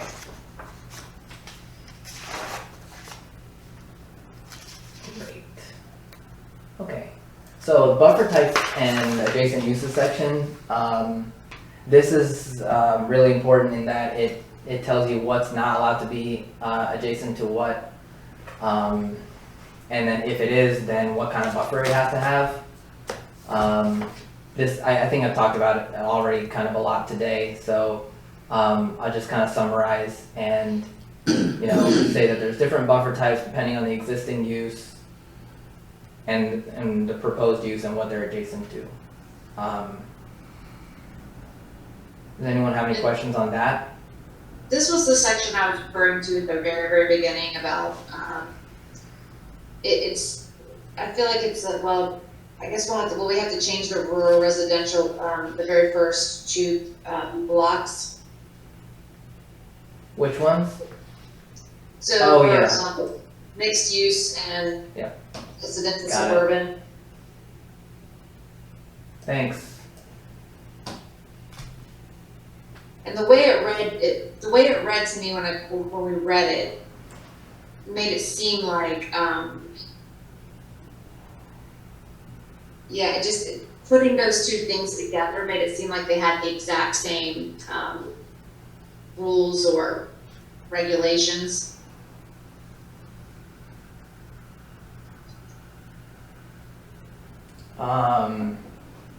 Yeah, the MU and RO don't have the same regulations, but their suburban, their large lot and their small lot kind of houses do.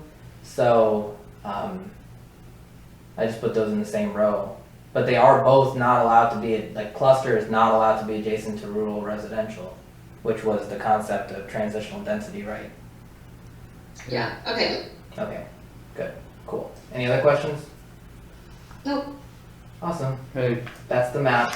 It just makes sure we know which boundaries are which, and there's no subjectivity on that one. Then there's the streetscape, which I think I hope that you've read through this because there's so many like lists in this section that again we would be here forever if we went through the lists. But the committee did again a really good job kind of curtailing the list to make sure that we didn't miss anything and we took stuff off that we don't want. But the general idea is that we're going with 50-foot minimum view shed from the edge of pavement to the front of the building. And in between there's the ditch, the street furniture, sidewalk, view shed, and then of course the residential cross section is a little smaller than that, but here's an example of that. I think this really does a good job of preserving the like rural feeling. That was one of the things that was brought up in the beginning. We didn't know how we were going to do it, but we know we wanted to do it. There's some examples in the appendices of pictures in Bluffton that kind of show a little bit. Let's see. No, I didn't include the picture I was thinking of. Never mind. But this one does the job. This picture right here. You know, you got your lane, your street. This one doesn't show the ditch, but there should be a ditch, street furniture, sidewalk, and then view shed plaza. That pretty much. That was a very early sketch, but it still does a good job, I think. In any case, the text prevails. So, any questions on streetscape? Awesome, that's great. Thank you, because I thought that was really well put together. Parking, of course. One of the things is that we don't have minimum parking, and it would be up to the developer to propose how much parking they think should be adequate based on what uses they're proposing. There is a minimum ADA parking, and there's a maximum amount of parking, so that there's no, just overage of parking. Location is finally it came up to behind the front building line, which means it's only allowed in the side or the rear. In either case, it has to be screened from the street and from adjacent properties.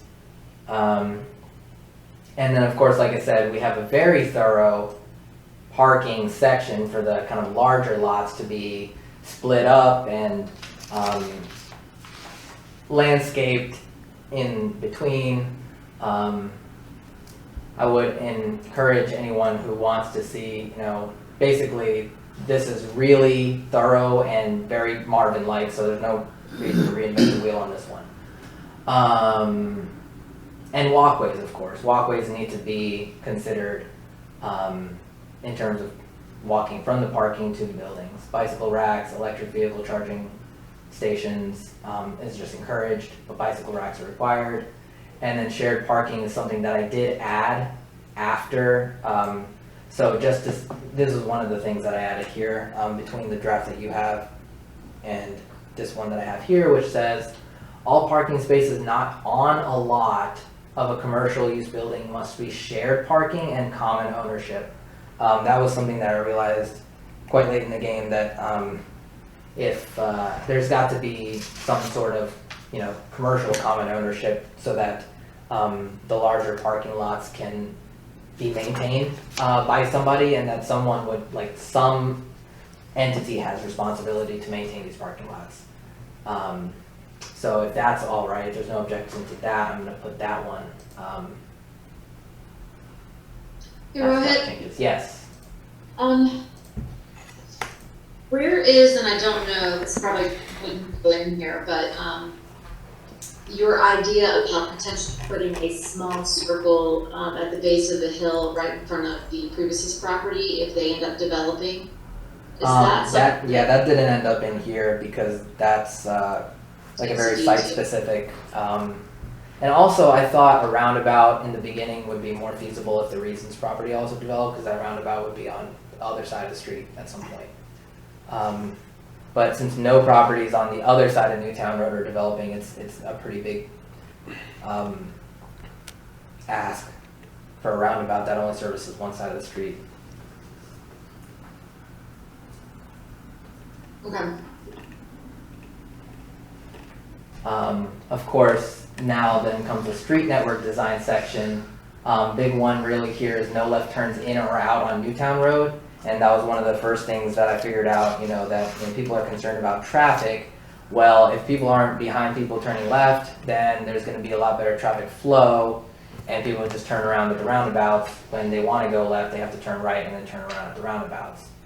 And then there's some other concepts here. No public driveway from private roads was also a really important one. to make sure that no development can propose connection to the private Meadowlark Lane and Rising Road of this district. And so these other things are pretty basic, but make sure that some of our transportation goals are met as well. Any questions on that section? How, back to the comment, no left turns. Yes. How will that be managed or policed? That would have to be managed through design.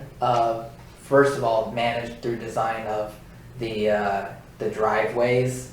And second of all, if we take over Newtown Road, we can just slap no left turn signs everywhere and actually have that be a civil penalty. Mm-hmm.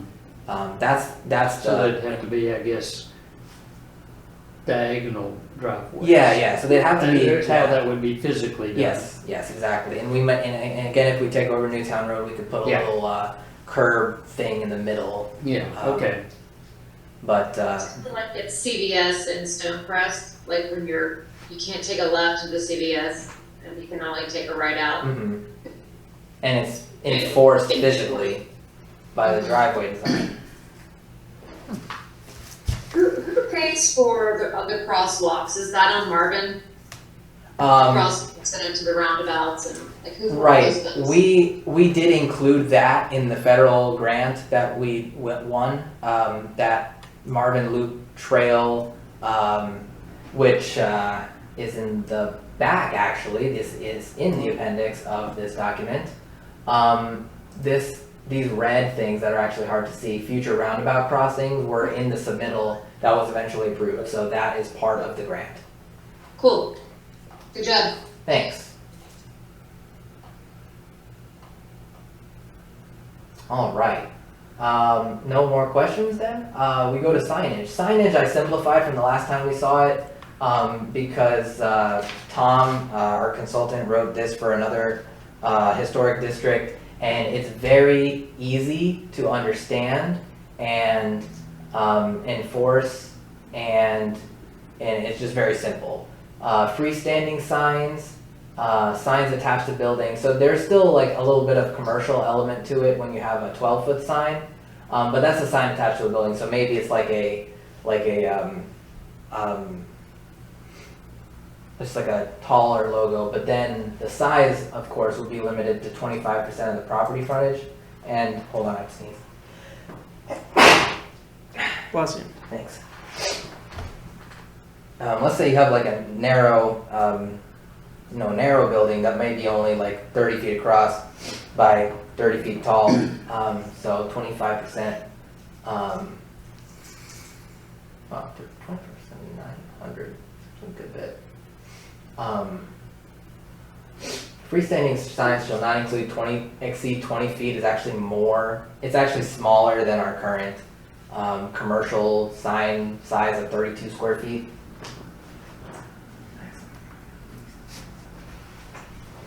Is there, do we have any ordinances that state that, I like the wooden signs and, the painted and stuff, but like, after a while, paint starts to chip and things look kind of off. Is there some sort of like language we could put in there that they must be maintained or? That's a pretty good question. That's a good question. I would love to add that, not in the sign section, but in a more general section. But yes, that's a great answer. Let me write that on my list, and then when I think of a good place to put it, I'll put it there, and you'll see. Well, it that sort of, same sort of thing as, the siding on the house, it needs to be painted or something. Somehow we need, parking lots are going to hell. We need, we need some And way I to- quote. Yes, quite. Is I'm it sorry. direct, we're going straight from the parking lot, straight to hell? Yeah, Oh my gosh. that might. But a actually right turn happen. only, right turn only. I never claimed to be politically correct. I love it. I love it. Okay, well, that's a good point. It's the committee's fault for There you go. electing me. So lighting is the same as last time. It's a dark skies lighting ordinance where, light posts with 15 feet tall, that's smaller than our normal light posts of like 80 feet, I think is the maximum that we have in our R zoning, but it's 15 feet here. And so what we did add was seasonal or holiday lighting, not to be installed for more than 30 days. That's the only change, I think, since the last time, like last month's version. Any questions about that? Nope. Okay, historic preservation is pretty much the same as last time as well, except I did add something about grants and financial credits. And in this version, I'm gonna highlight this one too. But since Scott, the pastor, looked at this and he said, hey, we were gonna demolish the village hall when you were done with building the new one. So can you throw in the fact that the current village hall is exempted from the requirements of this section? And so here I am proposing it to you guys, if that's, fine to do. And I went in the non-conformity route because anything that's grandfathered, I guess, is still allowed. And they were proposing this well before this district. So proposal to demolish the building precedes the adoption of the district. Just wanted to make sure that that was the reason stated in our ordinance, that this building is exempted from. I don't know that there's anything historically important about this. I do agree with that, yes. It's just a house. There are a lot more history in the churches themselves. What So are they planning on doing with the land once it's cleared? they did say they wanted to keep it empty until they figure out what they want to do. Then they talk about a community center or something like that. They at one did time. talk about some sort of like youth community center, but that is, Aspirational. right yeah, now. they're probably gonna leave it empty for a very, very long time. That's a small, It was small congregation subject to ordinances. I'm sorry, Kelly? If they do something though, like extend parking or build a new structure, it will have to follow the guidelines of the Heritage District, correct? Yes, Yeah. there's the civic zone, the civic sub-district, which says the architecture has to be that they're similar church vernacular, and you would see any building proposed through the normal process. It would go through all the boards, and then the parking and signage and everything would still have to comply in the same way. We're in the general section now, so all of these pages apply to all districts. Cool, thank you. And he was fine with that. Yeah. He was fine with that part. Tree protection, again, this is kind of the same as the parking in that we have a really great tree mitigation ordinance, so no use reinventing the wheel there. But I did throw in an additional provision because our current ordinance just allows you to cut any tree greater than 24 inches in diameter, and it's just a 24 plus inches, and you have to mitigate with 3 or 4 trees. But that seems improper for this kind of district, so I've included, you can't force people to not cut down trees because then you don't know which trees would prohibit development altogether, but a really hefty fine per inch for really large trees would definitely encourage people to consider working around larger trees, I would say. So I came up with a really large number for this, $5,000 plus $500 per inch diameter, greater than 30 inches diameter. So so that, again, that's a pretty hefty fee if you want to cut down a big tree, and that would definitely encourage a lot of developers to work around existing trees. So any questions about that? Good amount, fee in lieu? Yeah. All that? Okay, great. Exceptions are pretty self-explanatory. There's nothing really needed to talk about there. We've already talked about all of this. There's no need for setbacks in between properties in the district, etc. Uses is, I think we already went through this again, so no need, I guess, explaining what this is, but the root of it is that this was a list that was worked on by the committee and then amended by the planning board. And P would mean that it could be approved administratively. And an S would mean that it would have to go through the planning board and the planning board and council like a conditional use permit, which just for recapping, a special use permit is what conditional use permits are called now. So, John asked me to clarify essential services class 1 and class 2. Essential services class 1 are water lines, sewer lines, transmission lines, all just your utilities kind of stuff. Essential services class 2 are, pump stations, and a little more in-depth than literally just transmitting utilities. And then essential services class 3, which is not allowed, as you can see by its absence, is your, generation, substations kind of stuff. So that's what essential services is all about. Obviously we have to allow those. Any questions? Yes. Yes. I have a question, and this is just a good area to bring it up. Yes. I got this question, and I didn't even realize this was happening in Marvin, so I wanted to bring it up here. Do we have any ordinances that restrict rental properties, rental properties in a residential development? Yes, that's a good question. There is a new subdivision in Marvin that is rentals only. And unfortunately, the state does not allow municipalities to have any distinction between renting versus owning in terms of regulations, so no. Huh, because, my husband and I own a townhouse in Mecklenburg County, and they're not even done building it out, and we've already gotten a letter saying that they're at capacity for their rental percentage and no one else can rent. That's an HOA rule. It's an HOA rule, Yes, okay. yes. And so, okay, so we can't put anything on that. We cannot.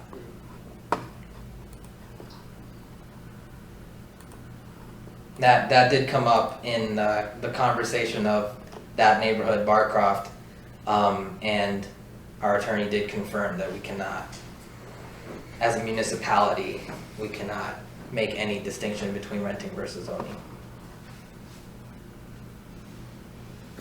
But the public can. HOAs being public. Yes, HOAs can. HOAs are not under the thumb of the state, the way that we are. This doesn't have to do with what Kelly just said, but with regards to the essential services, the class 1, if Marvin decides that they're going to help with the funding of bringing some of those utilities in, will that only be discussed at council, or does that get discussed? Where does that get discussed? That's a good question that you should sit on for a couple of pages. Okay. Okay. So I'm about to get there right after this. Okay. So is there any other questions about the uses? I feel like we've also talked about this a bunch, so just some kind of, just a few modifications that were made in the committee, were that consignment stores could be allowed, but with a special use permit, just make sure they're not selling mattresses. And a tailor could have drop-off cleaning, but no on-site cleaning. Those were the changes made from your last recommendation in the committee meeting. If that's acceptable, then we could move on from this. It's very tailored, this list. It was a good rundown of basically uses that are more suitable for a gathering space, and then a few more uses that make it a more holistic village center. And then of course uses expressly prohibited. Like there are some categories of uses, like, a mattress store is a type of store. Stores are allowed, but mattress stores not. No gas stations, no auto shops, no tattoos, etc. You can read this list. If you have any problems with anything, let me know.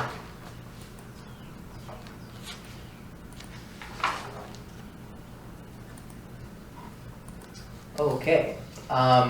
the last big section, before we get to administration, sorry, I forgot there was one more section, is the public space standards. I feel like this needs to be like bolded, italicized, underlined.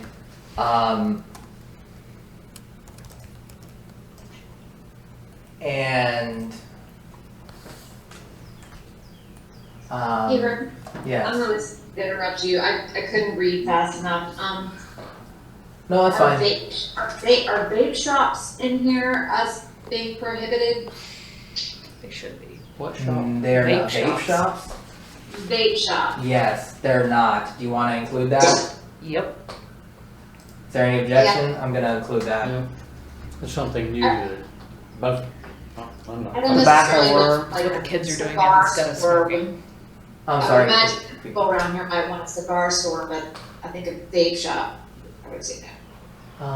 I have somewhere, gaming, gambling,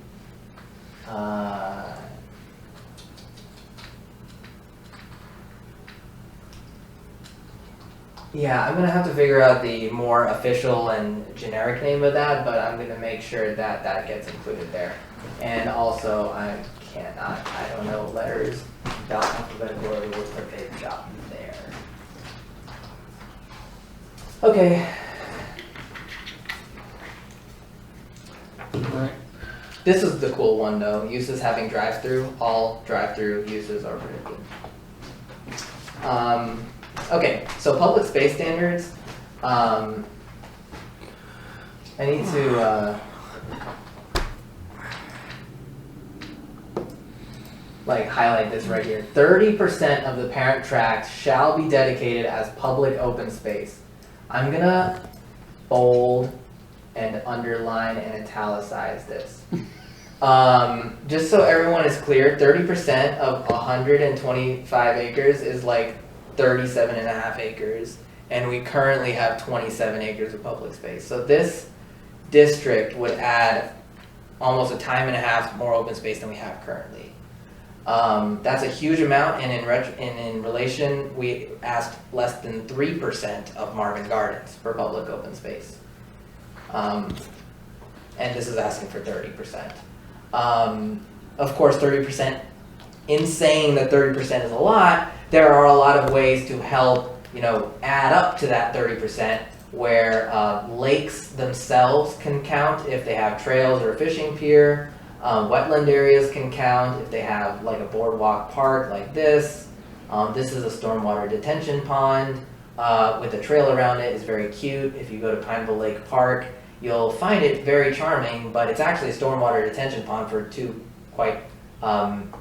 the two neighborhoods that are adjacent, but kind of not that visible. I mean, they are visible, but they're not in your face. It's just like being a park being next to a neighborhood. Neighborhood clubhouse, unbuilt areas of Village Hall. This is all reading stuff. Hopefully you guys read this. That's just basically a way to make sure that there are a lot of different ways to add up to that 30%. And finally, this is something that's really important, fee in lieu, just in case there's challenges in development, $50,000 per acre. And I've actually worded it so that the council could choose to make that higher, to reduce the 30% open space to no less than 20%. But then of course that fee in lieu can then be turned around and spent by us to make open space elsewhere, which is great. So one way or another we'll get all of this open space. So, I hear what you're saying there, I mean, like the positive thinking of we'll get it if we get money, but what if everyone decides to reduce to 20% and they pay the fee? Knowing how like on the line the feasibility of these developments are, I know that it will be much more attractive to find that 30% than it would be to pay that fee, because that is a pretty high fee of $50,000 an acre.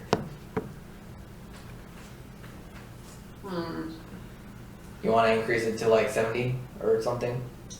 Well, I just don't want them to be able to, I can understand it here and there, especially if they have a weird land or Well, something like that, but, there is the possibility that every single one of them will say, Kelly, I'll pay the fine. Kelly? Yep.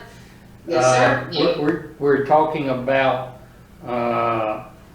11 and a half acres, I think it is, and if it's at $50,000, that's over $500,000 in, to the village. Mhm. Almost $600,000 to the village. If everybody did it. But And 11 where- acres at 4 houses, that's also 44 more families going into the school system. Yeah. I mean, potentially, right? Can we, We make that, you wanna make it 25%?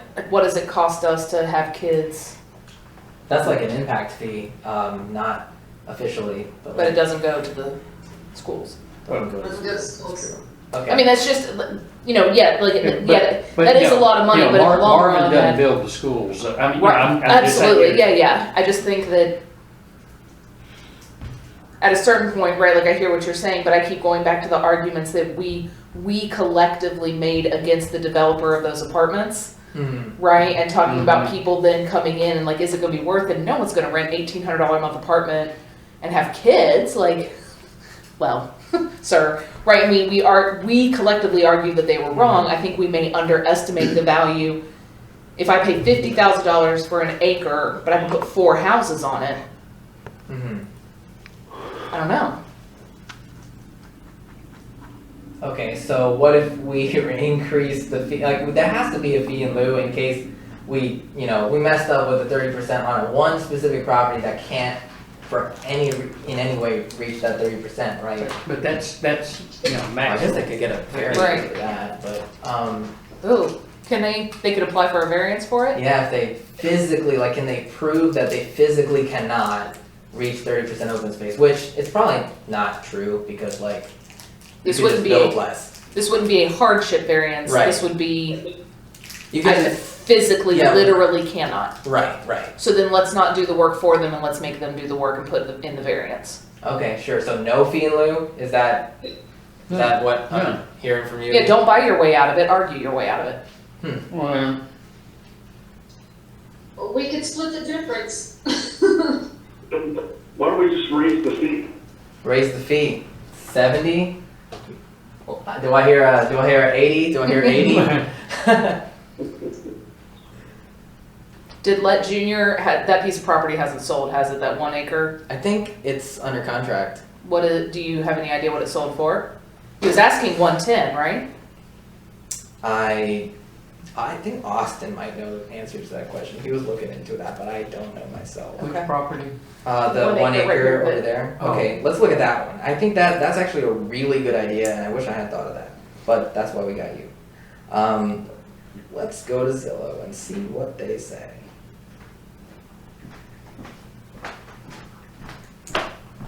Hey Austin, you know what Scott Lett was offering that acre for?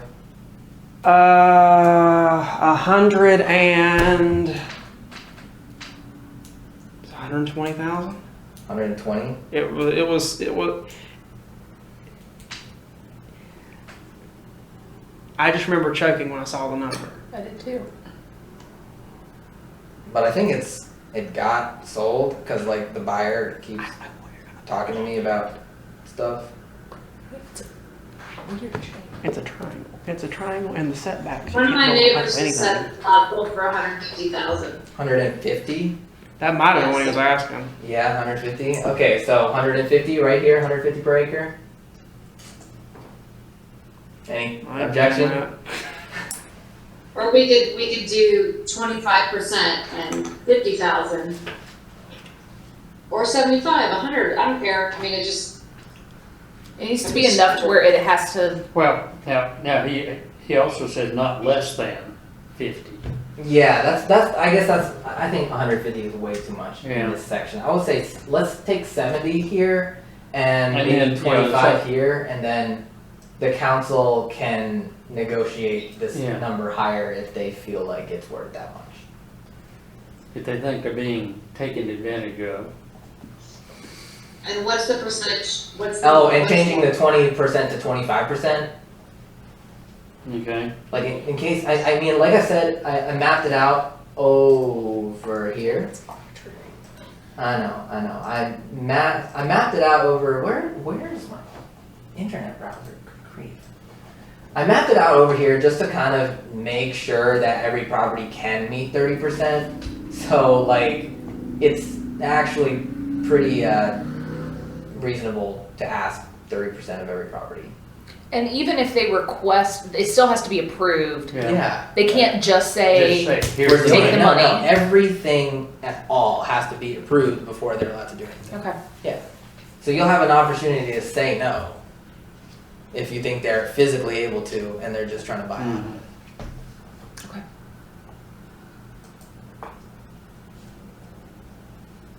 I haven't been following Paul's I mean, at comments. that kind of point, you say, all right, we'll let you have less, but you can't put any more houses, Yeah, you could make negotiations like that. right? Yeah. Same number of houses, but. sure.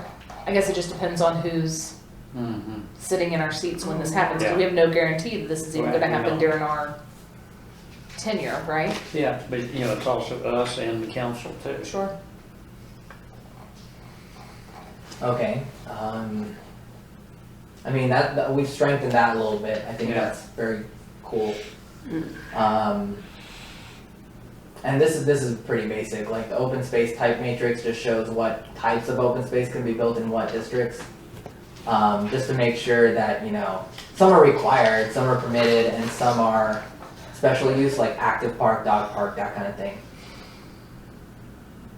And then of course the pedestrian amenities section, which is really strong. It makes it that any development proposal has to show the priority over the pedestrian experience with raised crosswalks, reduced driveways, speed humps, and anything else that they can think of. And then the travel ways of pedestrians must be like continuous from wherever they're coming in from on the trail to every building on the property. And that's pretty much that section there. And I also mentioned that we're getting that Marvin Loop Trail. It's a federally funded project, so we're definitely gonna coordinate, we're gonna manage that so that it's not that developers are building and then this piecemeal like sidewalk kind of stuff is not gonna happen. We're gonna make sure that that whole sidewalk gets built basically from the beginning, as opposed to relying on developers to build their section. And a little section about fishing where, you have to have a maintenance agreement if you're gonna have public fishing, but it's highly encouraged. We did see, as we were sitting here one day, someone walk into 3 Pond Acres, park in our parking lot, walk into 3 Pond Acres, start fishing in their lake. And we're like, well, at least we know there's a ban, but fortunately our police officer was here and gave him a little scolding. The property owners chased him out first, then Yeah. then he got him. It was quite Anyway, the spectacle. Yeah, point is there's a demand for fishing. Yeah, we get the same thing in our neighborhood. Do you? Yeah, Yeah. but I mean, we also, if we're gonna allow that, I mean, I would recommend it be like a catch and release situation. Yeah, I actually did include, when Tom and I were working on it, that all fishing is catch and release. I literally included that, and Tom said, that's not something that belongs in a zoning ordinance, and that belongs in the maintenance agreement instead. So here we are. That's why this is here. And we have a lot of turtles, and they get caught with the fishing lines as well, and then it's really hard to get hooks out of their little necks. Aw. It's really awful. Sorry, I didn't mean to give everyone bad dreams. Poor turtles. All right, Save the turtles. Okay, administration. Let me go right into answering Melinda's question. The village shall establish one or more boards or committees specific to the review and administration of development proposals, business relations, and community-focused projects. Right here is where, Okay, yeah, basically, in districts like this, there's a Main Street board okay. that's established to administer the revenue expenses of the MSD. Gotcha. Um, And that's covered under that. Yeah. Got it. And then, of course, their decisions are vetted by council as well.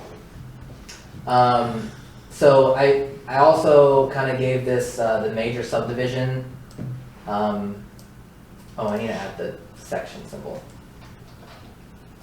I gave this one the major subdivision procedure. You guys are going through a major subdivision right now with the estates of Marvin Branch, so you know that it's very in depth. It's much more in depth than a lot of other places do by right, where Parks and Greenways Board, Planning Board, and Council have to look at it in the sketch plan phase and have a public input meeting that's both on site and in the village hall or some other place that's like office type. Our church. Yeah. We had one. Like a church. Yeah, And it's then- working now, isn't it? Huh? It's working. Yeah, it finally is. Yeah. Then once the sketch plan is approved, you go through the construction plan phase where the planning board and council sees it again and has a public hearing. And then finally, the final plat where planning board and council see it once again. So 3 opportunities to make sure, and of course the public can put input in any time during this process, especially in the public input phase of the sketch plan, to make sure that these proposals are tweaked, finessed in a way that is appropriate for us. And of course I have just a few additional requirements, and I also did include this number 6 here, enrollment in or legal commitment to join the municipal service district, just to make sure. Also said here, I changed this to, a property must be added into the municipal service boundary or the owner must enter a binding agreement to join the municipal service district before a sketch plan application for development may be approved. Because of course all of these properties are gonna require that commitment for water and sewer, so they have to pay into it to get that effort from us, basically. Rohit, quick question. Yes. So in the additional procedures area, under application procedures and requirements, it refers again to the Marvin Heritage District Board Yes. to be a reviewing board for development. So Yes. how long does that committee, or is it a different thing? It's a board. That would be It's not a committee. Whereas the strategic plan committee is established to do a task, and then once they finish the task, it's dissolved. A board is established in relative permanence to continue to do these things that they're assigned to do. And it's not the committee that's in existence now. Yes, It the would be committee- something new. Yes, that's correct. The committee that exists today would be dissolved. Of course, any members of the committee would be welcome to join the board, the Main Street, the Heritage District Board, but it's not that committee. Okay, so the Main Street board you were referring to All right. is what this is, the MHD board. Yes. Okay, so it would be on top of the planning board reviewing all development as well. Yes. Because, all subdivision proposals have to go through PRG, Planning Board, and Council. It's just in addition, the Main Street Board will be formed to review those applications as well as the, business side of things, like event planning and, the like I said, revenue and expenditure of the MSD. Yeah? I got it, yeah, thank you. Okay. Great. And of course, amendments to the district could be made by the zoning administrator if they determine it's equal or superior, does not decrease any setbacks, and minor changes to commercial uses, which don't actually change the function, but just maybe are different than what was approved. And then the zoning, that's kind of the way it is for Marvin Gardens, where the zoning administrator, that's me, would use their discretion to say, well, no, this needs to go back to the planning board and council before I can approve that. And I've done that a few times. I think your example was the plans as submitted specified this light, and they Yeah. came back and says it's no longer available, or this Yeah. is better, or whatever. Right, How about this light? right. Any questions there? Oh man, that's it.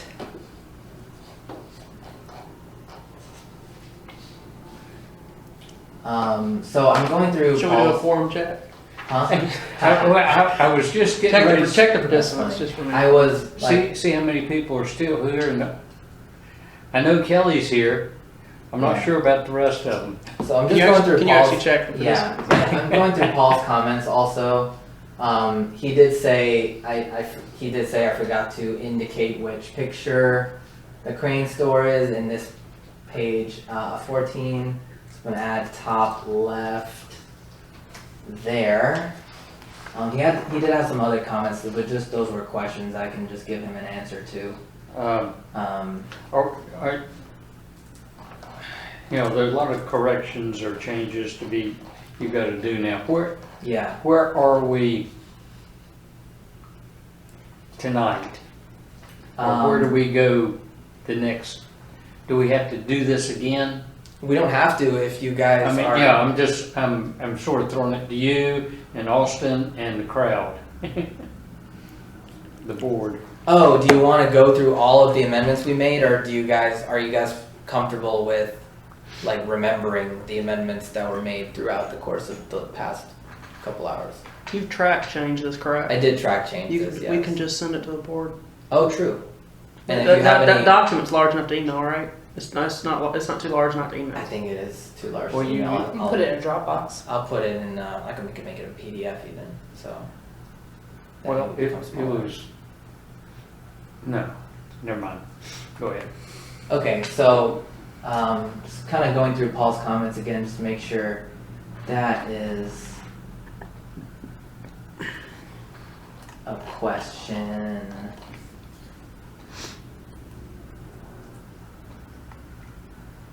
That is covered.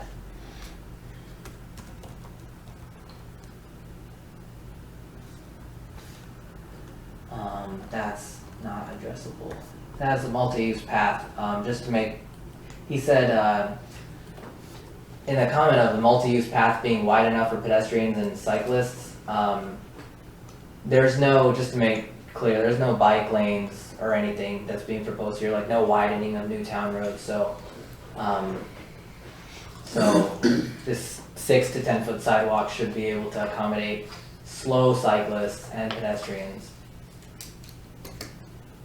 Or fast cyclists, or just be on the road like they do.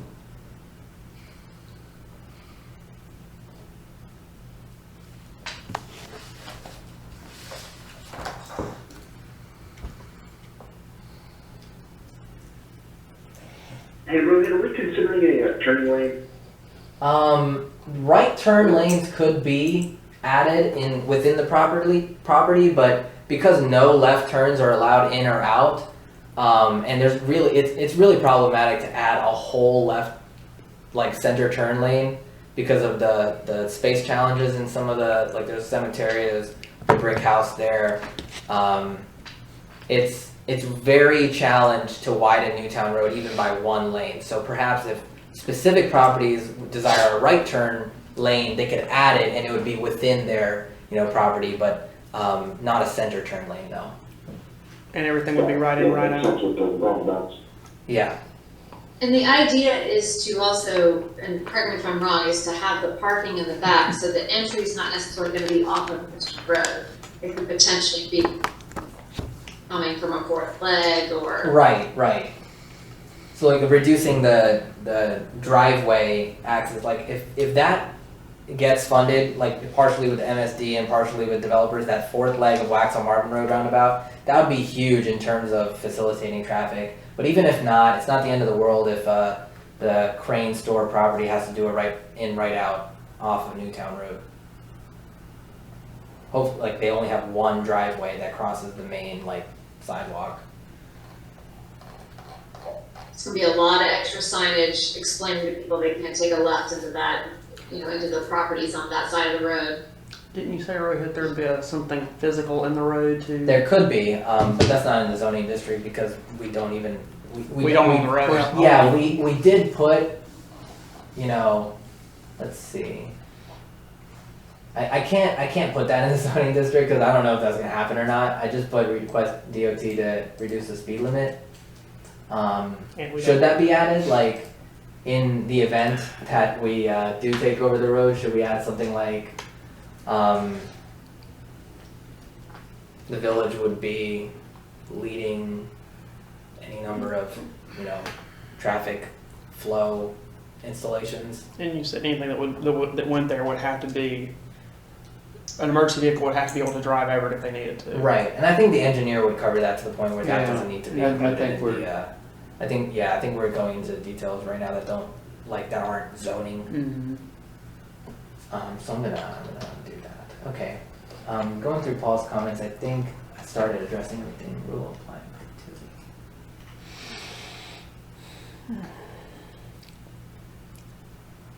I shouldn't have eaten that. Move that bowl further away. I've had my quota. activity. I had mine as well. Hey, you beat me. Okay. Here's another good catch. Hold on. He did catch the word town. He should say village. Thank you. Okay. The word be is missing here. Thank you. He's thorough. He really is. He's Billy, adjacent to the he's rural gonna be the boundary planning line. board consultant. Reminds me of when I used to help friends with grad school papers. I'd be the proofreader. Horrible. Horrible at it. I'd have to like physically remove pens from my presence to go read it once, and then the pens would come out. And I'd just No, start marking it up. I'm gonna delete that. Oh, That's unnecessary. I'm terrible writing. I only got good in college. I had a statement here that, if you wanted to build like a super huge house, you could, but that's outdated. Can't do that. Stick to the regulations there. I hired this editor. Hey, Rob, Yes. one other question. I know that in the streetscape section, there are certain things that are encouraged and recommended, but a long time ago, before we approved the land plan, we were talking about, traffic calming measures and like planting trees along the roadway helps to, slow folks down. Are we not requiring any tree planting along that main section of Newtown? That's a really good question. Let me review the wording of the streetscape to see if that's required. Area streetscape is meant to both buffer the pedestrian travelway from the vehicle travel lane, provide amenities. Furniture may include but is not limited to. I didn't see anywhere where it required it. I mean, and that Yeah. to me, it could end up being a bunch of cement and it'll just look crappy. So it would be great if we had, Yeah, sure. every so many feet there was some type of tree that maybe allergy friendly for our brothers and sisters who suffer from allergies. Allergy-friendly trees. We're getting really specific now. Yeah. Steven? Yeah, I don't Okay, think there's two furniture. words. I don't think those exist. It's Yeah. a cactus. Yeah. No Well, they allergies. also Landscaping It's true. and My allergies would argue that doesn't exist. at I'm just least saying that cherry blossoms aren't necessarily the right choice. linear feet and okay. They made pills for that. For allergies? Yeah. Twice a day, 365 days a year. There you go. The street furniture That's what I do. section Yeah. must include landscaping and trees at least one every 40 linear feet and may include but is not limited to, and then the following. Good? Out of curiosity, where does the 40 linear feet come up? That's the same one that we use for subdivisions. Okay, It's like a minimum, they could plant more than that. sure. And landscaping in between. Got it. I was just curious. Yeah, For yeah, me. that's a good question. Is it random? No. Yeah, I was just curious. Okay. It'll also help scrub the air with the additional traffic, so Yeah, thanks, Rohit. you're welcome.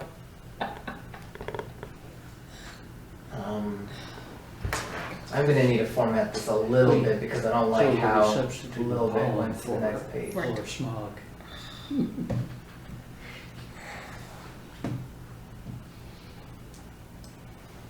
gonna move this over here.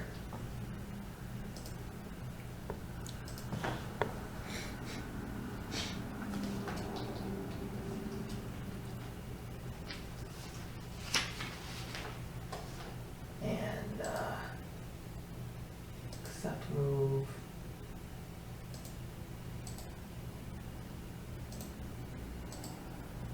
Oh, come on.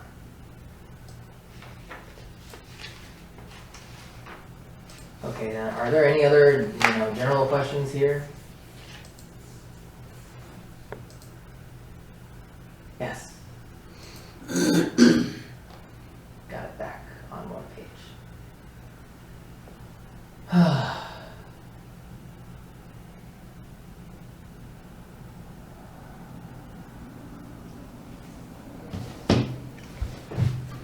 So will we, Holston, vote to conditionally approve subject to seeing the final revisions or what? You would make whenever Rohit's done here, someone could make a motion to recommend approval as amended, and then he's going to send you guys after that the version. You guys can then after that send him comments, and then any comments he makes then can. I will send if there's any revisions because of mistakes, after you, when you make a motion to recommend as amended, it's based on the amendments that you decided on. So if I made any mistakes in here, then I'll just fix those mistakes if someone pointed them out, and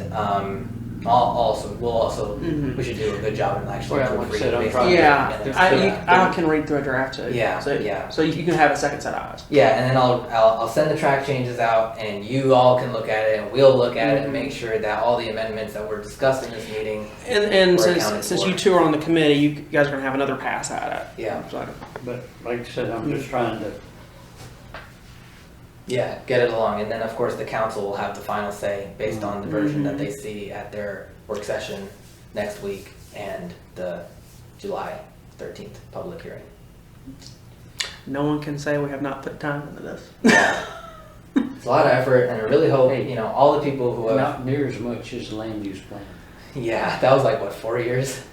I wasn't even here for much of it, just from what I remember, it was cringy. Yeah, anyway, Austin's a baby, he doesn't remember the pain of the land use plan. I didn't see much of it. But I came in right when you guys were about done with it. Okay, so. I haven't read the Should minutes, we though. allow the members of the planning board that serve on the heritage committee, strategic committee to make the motion?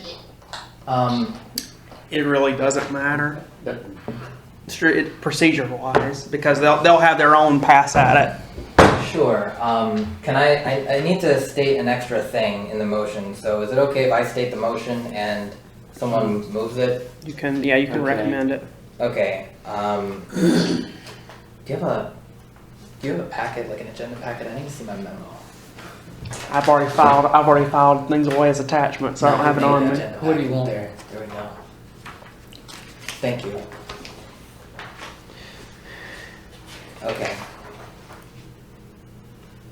So, is there a motion to recommend approval of the Marvin Heritage District zoning district As amended. as amended, There you go. including a statement of consistency that the Marvin Heritage District zoning is consistent with the land use plan?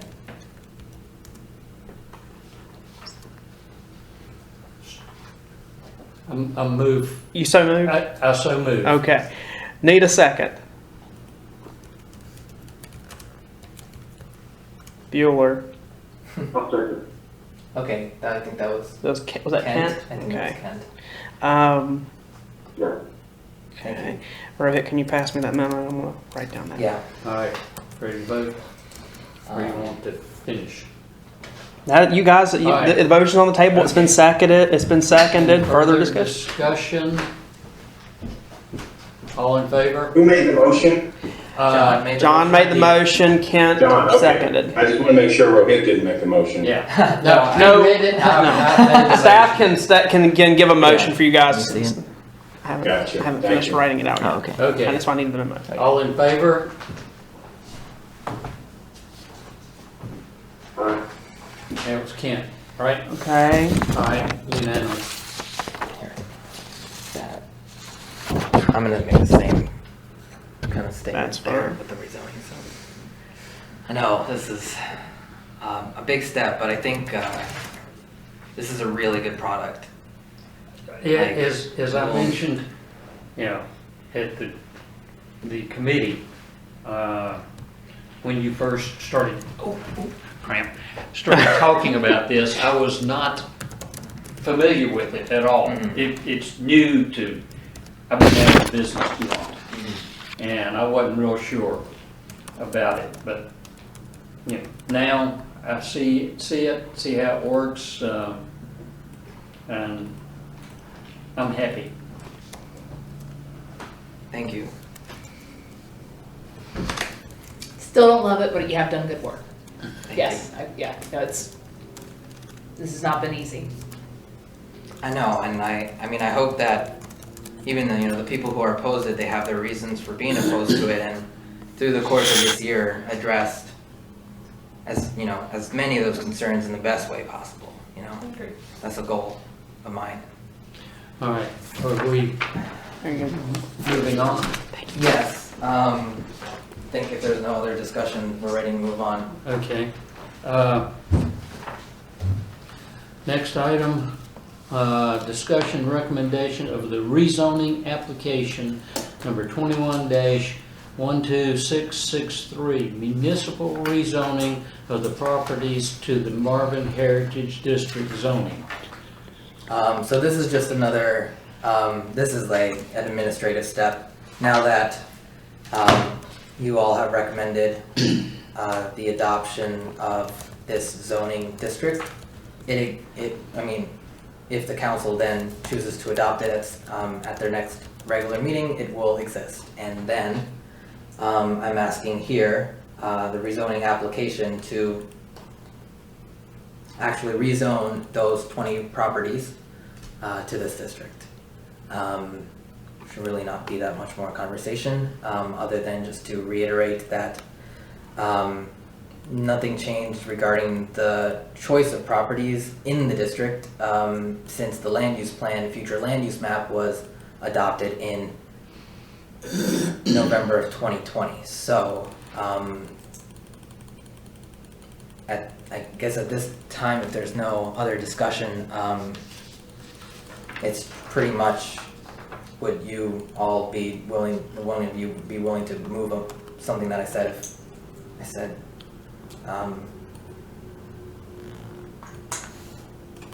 if there could be a motion to recommend approval of the rezoning application number 21-12663 to the Marvin Heritage District zoning, with a statement of consistency that the rezoning application is consistent with the land use plan. Why are we doing this now, even though the council hasn't seen it and approved it yet? Like, why is this step happening now? Step happening now because once the zoning district exists, those properties would have to be rezoned to that. No, I understand the point of it, I just don't understand why it's happening now, before the plan is actually passed. They're scheduled to have them concurrently. Yeah, they're scheduling to have the public hearing and the rezoning, the public hearing for the district adoption and the public hearing for the rezoning at the same time. So much like this meeting. Which is what they, They July haven't, 13th. they haven't called for it yet, but Right. that's what they're scheduled to call for at their next meeting on the 24th. and when's our next meeting? Your next meeting won't be till July 20th.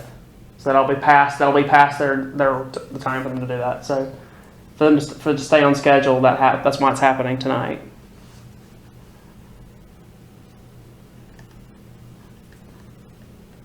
Kind of makes you feel like it's a done deal, doesn't it, Kelly?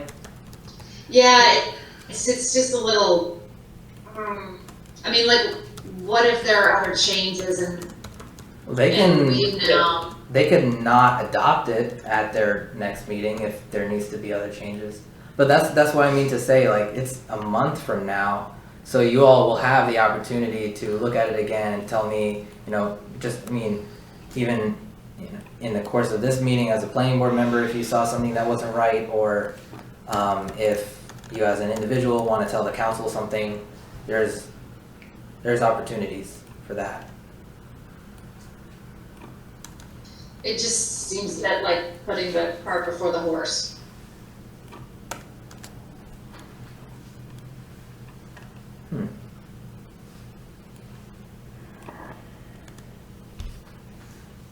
I would think that they almost have to go concurrently, don't they?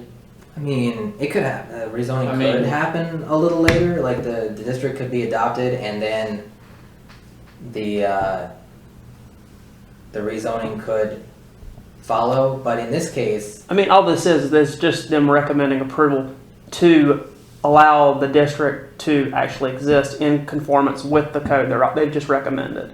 hold on. Let me reword that. But what if the council asked certain changes that some of us aren't cool with? But we've already said, yeah, go ahead and rezone, like, that is, do we then go back and revote? What? I guess there's two like frames of mind here, which is that if you don't like the district decisions, then you could complain about that, but the rezoning like of the properties to the district is kind of separate, because it's just basically saying, what properties are going to be in this district, regardless of, I hate to say it like this, but regardless of what the district says, like, it's going to be those properties. Like, nothing's going to change about which properties would be rezoned to this district. Right, but, and I know this is, all theoretical, but if the village council came back and said they wanted something specific, and then those of us who are on the fence about this or not really in favor of it, we would vote no. I mean, not that we might get overridden, but still, I mean, you kind of take that away from people if you go ahead and say yes before the final one, because we don't know what they're gonna come to you with changes. And it might be minor, it might be fine, and that's probably what will happen, but like in the chance that they ask for something that counteracts what we just did, I mean, I don't think I could vote not knowing what the final product looks like. Okay. I mean, That's is that really their jurisdiction? Is that the council's jurisdiction? Well, Yeah, I was wondering, because That's because council makes the ultimate decision in the end. yeah. right, council will see your revisions, and I think they respect you as an advisory board enough to not, to obviously understand the intent of this district and not change something in a way that would be obviously against what you guys decided. But in any case, the council does make decisions just after hearing your recommendations. So it's I guess Austin said it best. I guess the bottom line, we could recommend not approving the ordinance and everything else, and they can still approve it. Yes. Yeah. You could recommend, you could have unanimously recommended denial, and the council could still vote to Yeah, approve that's it. correct. Yeah. If we I were mean, a just contentious in the town. bottom. Mhm. And But I they're know not. that we're an advisory board and that ultimately my vote, Melinda's vote, Mike's vote doesn't count, right? I mean, I would hope that our voices are respected and heard and, you know, we've been doing this quite a while now, so most of us. But ultimately, it is our vote and like I said, I just put a yes. If something changes, I'm now accountable to my neighbors, to my community. And it would look like that I said yes to something that I don't actually believe in. Now, I'm not saying it's gonna happen, it's kind of a long shot, but it still could. I mean, do you want to? I mean, Yeah, Bob is here. Kelly- You could ask. I mean, you Kelly, could, Yeah, we have a council member we here. do have a council member liaison Kelly, here, let so- me give you an example of the land use plan. The land use map that we sent to council was modified from what we approved, That's true. contrary really to our vote.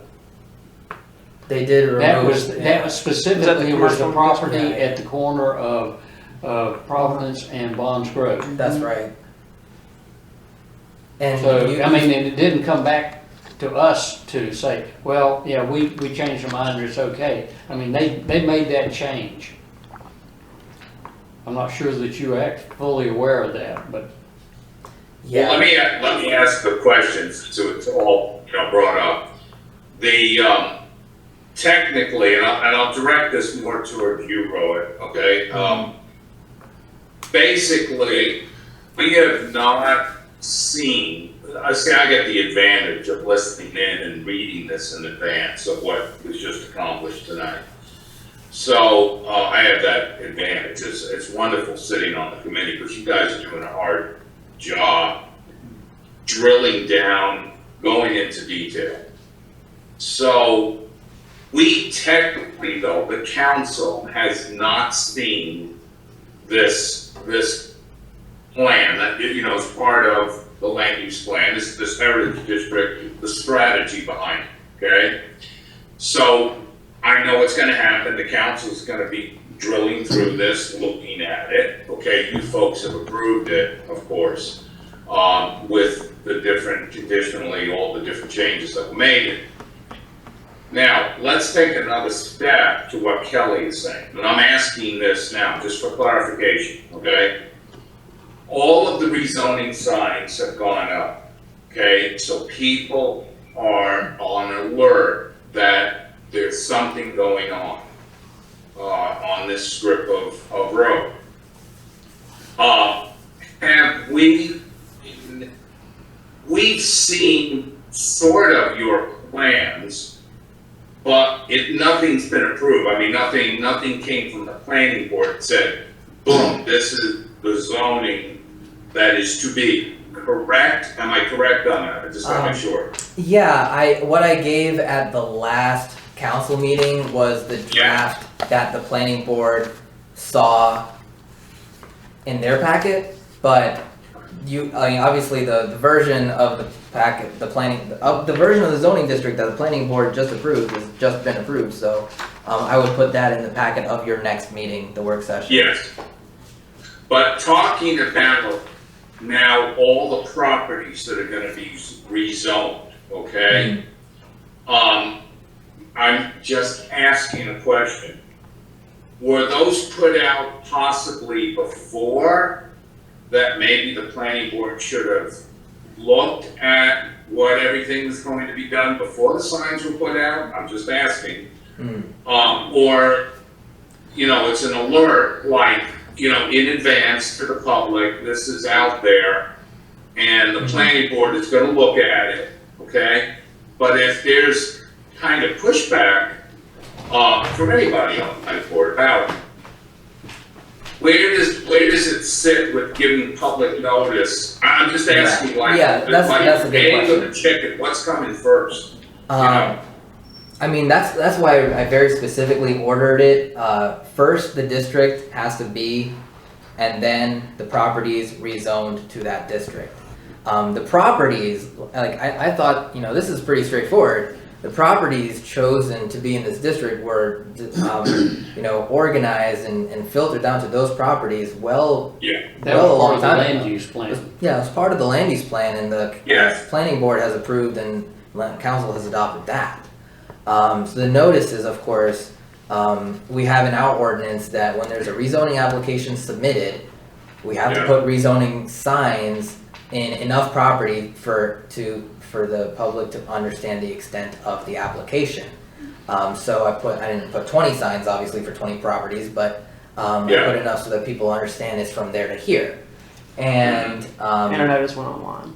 oh yeah, a notice went online, and then when the council calls for a public hearing, we then mail a notice to all adjacent property owners. So we'll do that as well. And it goes in the Immediately newspaper. adjacent. Yes, yes. We do all of those things, and we'll do that next week to alert the neighbors of the public hearing to be held that we're proposing, putting on the agenda to be called for on July 13th.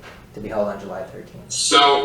So what's happened is that, and I keyed in on what you said, an application for rezoning has been submitted by a property owner, am I correct? No, it was submitted by The village. the village. The village. Oh, by the village, Right. okay. So, but like, So, it's a municipal led rezoning, which is unique from a rezoning proposed by a property owner, but it's still like, from your consensus on the June 8th meeting, to put, this rezoning application through the process, that's when the signs went out and the rezoning application has to be seen by planning board. So that's why we are where we're here now. But it's the same properties, regardless, like I said, regardless of what the zoning district says, the properties proposed for the rezoning are the exact same 20 properties that are listed in the land use plan as the potential properties for this district. And maybe the district gets tweaked a little bit at council and then adopted. right, Or maybe the council does say, hey, we're gonna make these changes, but let's not adopt it today, give it back to the planning board, and then let planning board come back with their opinion. That should happen too. So what you're needing now is you're needing the planning board to basically sign off on this, the rezoning, okay? But if it is, I'm just asking for clarification, if, let's say, for example, half of the planning board is not sure about this, okay? Does it still go forth to the council or not, or? Yes. So if there is a motion, there was already a motion to recommend approval as modified of the district itself. That's the Yeah. big part. This Yeah. is the part where the planning board would recommend, their opinion on the actual rezoning itself. Right, And so those are kind of two separate things. Yeah. Obviously it's the same process, like the same, project, but it's two separate recommendations, and this one is the really straightforward one, as opposed to the previous one, which was, the year and a half of discussion to pick. and as Kelly's pointed out, it's kind of sobering, it's sort of like, here it is, we're about to do this, okay? And so, I guess it's within the planning board members of where to go from here. Just a question also, since the signs have come up and don't no names, just anything, have you got any kind of public reaction? Has anybody called? Yeah, but far fewer people than expected. I got 3 calls, Yeah. and all of them were happy about. We had 10 or 20 minute conversations, and they're like, "Oh, if that's how it's going to be." They're actually all 3 people lived adjacent to the district, and Okay. all 3 people, after 10 or 20 minutes of phone call or meeting, they all said that this is fine and they'd be happy living next to this. Good job. Now, if, for example, at the council meeting, if we have it being a public meeting, I'm the same. If there's a lot of pushback, that then influences the council, well, maybe we need to take a step, let's think on this, or something of that nature, based off what the public meeting goes, correct? Yeah. You can make revisions based on the public comments that you hear. just much like the planning board recommended these revisions based on the public comments that we heard today. Very good revisions. I think it's a great improvement. Sure. So we have two choices now, if I see it. If nobody wants to make a motion, we move on, or somebody makes a motion and we vote on it. Am I correct? Yes. All I right, just so want nobody, to throw in one thought. If we're concerned about the getting overruled, I'm a new member here. We just approved the whole ordinance. Why are we not going to just approve the rezoning? Yeah. Because we're being asked to approve the rezoning before the actual district is actually approved by the council. And they haven't come back with any of their changes yet, so we don't actually know what it's gonna look like. here's what I'll do. I'll make a motion and we can vote on it. How about that? And that'll, if we don't want to, if you're against it, Kelly, which I totally understand, let's vote no. But let's move this along. I'll make the I think motion. this is a procedural issue. We're being asked to vote on something that has not even been approved by council yet. So, I don't Well, understand why most of that's, the things, there's no emotional anything in this. most of the things we approve hasn't been approved by council. We're sending it to council for their approval. Right, right. So everything We we do don't is know what like the that. ultimate document is going to look like, so why are we approving rezoning? But When we it's never not even do. approved yet. Like John said, we never really do. I Well, mean, then this is why are we voting then? Like, why do we even vote? well, we're either giving our recommendation for or against. That's why we're voting. I just don't think we could be giving a recommendation on rezoning when the document's not even approved yet. But, Well, then let's vote against it. you know, Or Yeah, just we- table the vote till next meeting. that's deferring consideration, but Yeah. Well, I'm I just said- trying, the, I'm just trying to move it along, you know. yeah, I mean, you know, we have recommended approval of the ordinance. And so I'm not real sure why we wouldn't recommend approval of the rezoning based on that ordinance. All right, so I make a motion that we approve the rezoning based on the ordinance that we, I second the motion. well, hold on. With the consistency statement that the rezoning is consistent with the land use plan. correct, thank you. Okay. And Ken, You would add that for me. and Ken seconded the motion. Further discussion. Thank you. Hey Kelly, since it's gonna come to the Marvin Heritage District before, and we're gonna have to vote on it again, is that right? Yeah, you'll also give your recommendation. Perfect, then you can come and make public comment there, right, as a planning board person, depending on what changes, because council will see it before the Marvin Heritage District Yes. sees it. Yeah. That's So there'll be an opportunity there to come in and make additional comments. And we can, I will also be there and will also be making comments if necessary. I mean, the crazy thing is that this is just procedural. It doesn't make any sense procedure-wise.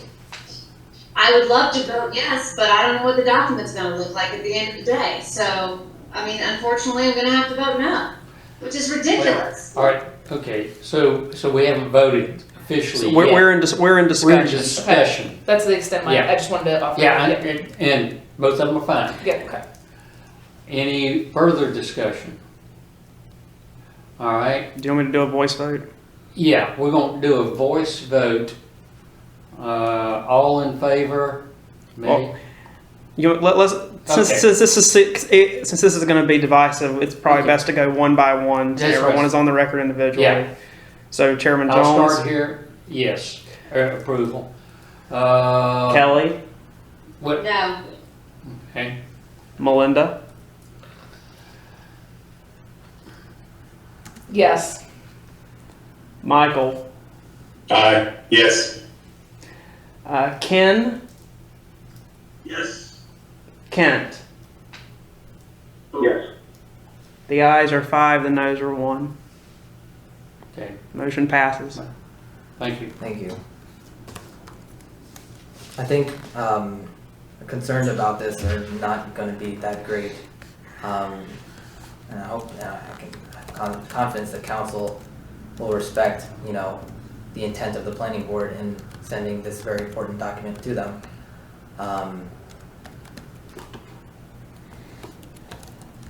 Okay, moving. Action, review of action items. The only one I have is Rohit will make the revisions and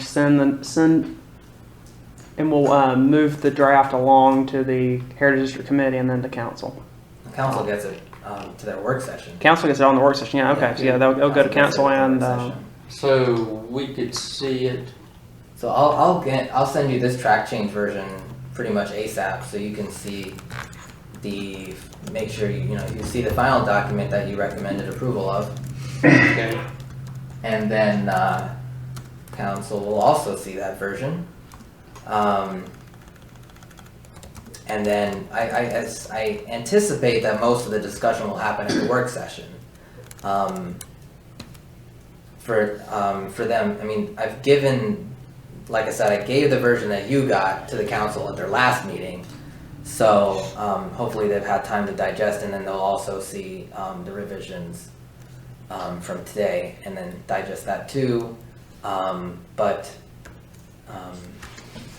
council's discussions about this have been very favorable. They're really getting a lot of positive feedback about the way this has come. So I'm not sure that there will really be any really many revisions to be had. And then both public hearings we're putting it on the work session agenda to call for the public hearings at their July meeting. and they'll go ahead and be able to look at it. Who? What? Council will be able to go ahead and view this draft at that time. Well, after they make, if they have any modifications to make after their work session, and then the committee will take a look at it and, make their final vote on the final version, which again, Kelly is welcome to come to and also make comments as public. I think everything will end up the way it's, the way that everyone is trying to want it to be on this board Okay, in the end. so that's the only action item. Yeah, I still also have to find about the tree circumference and G signs, which clarifies some of your questions from the very first item. Yeah. Mm-hmm. Board member comments. Melinda, I'm sorry. I'm sitting here thinking about, Kelly, what you said, and I'm realizing that I think that maybe the place to make the stand was with regards to the plan, not to the zoning, because if I'm understanding that the zoning is tied to the land use plan, which we effectively already approved, Yes. versus then this plan, which lays out what it's going to be and what encompasses that. So, that's interesting. That was about 7 minutes too late for that recognition. Nonetheless, I do appreciate the work and the conversation, and especially for the public that decides to come and to listen to these meetings. And I would just encourage everybody that whatever your opinions are on this, that you tell your neighbors, tell your friends, and make sure that one way or the other that council, planning board, Marvin Heritage District, everybody is fully aware of how you feel about this. Because I think sometimes those little yellow signs don't have quite the same impact as 300 apartments, right? Yeah. So, Which is not going in this district. right, no, it's not, Separate project, but I'm saying like the community as a whole rallied around that idea. Yeah. And I think that it's unfortunate that either for or against, we have not seen the same response. So for those, I was just mentioning for the public, I think that if you're listening and you have opinions, please let them be known. Well, I think part of that is that the Heritage District, has been in conversation in Marvin for many years. But I think some people, having spoken to some of my neighbors, still didn't realize it's happening. Yeah. Because there's a lot of things that have been discussed for eons that have never transpired. All right, moving, Kelly.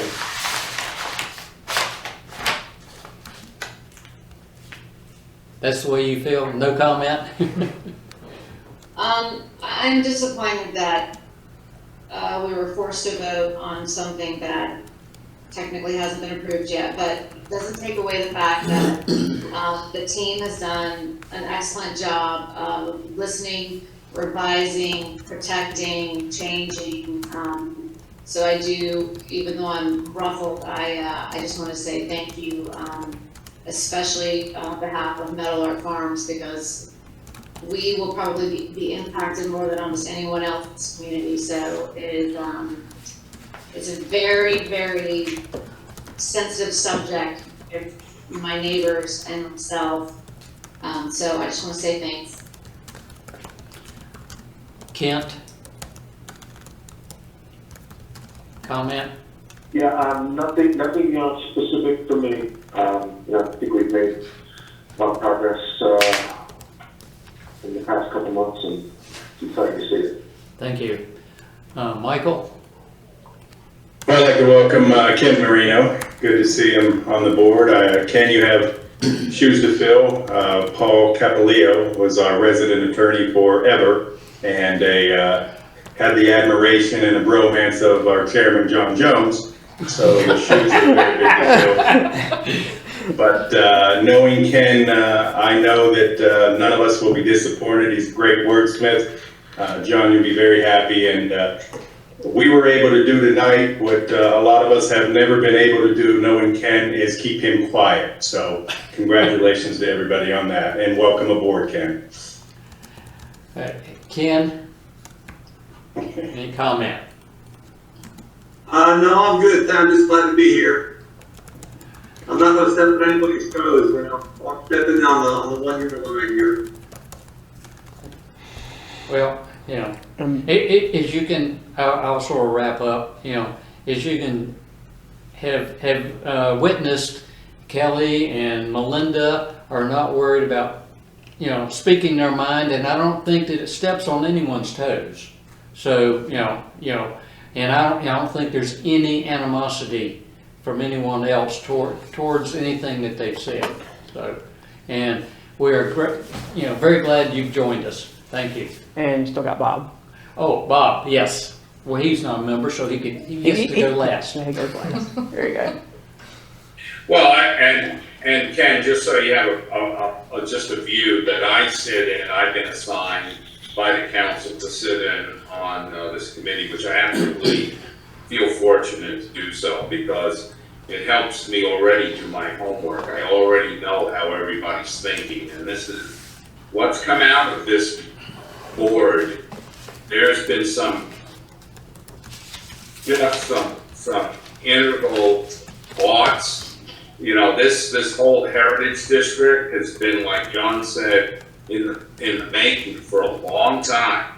The land use plan itself was quite a bit of sausage making, and everybody has done a great job putting it together. So you're going to be on a good team here. This is where stuff happens, and I've witnessed it.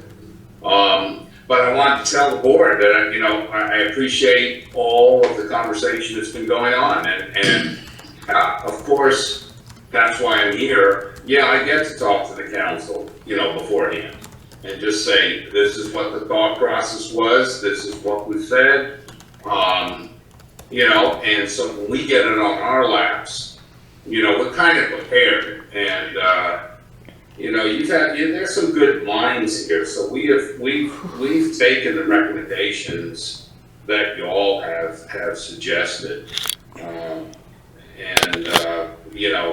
this is I can understand what's happening here. This is like, wow, you mean this is really becoming soup? We're here, on the threshold, and it's important. So thank you, John, for, kind of sitting on the whole process, and thank you, board.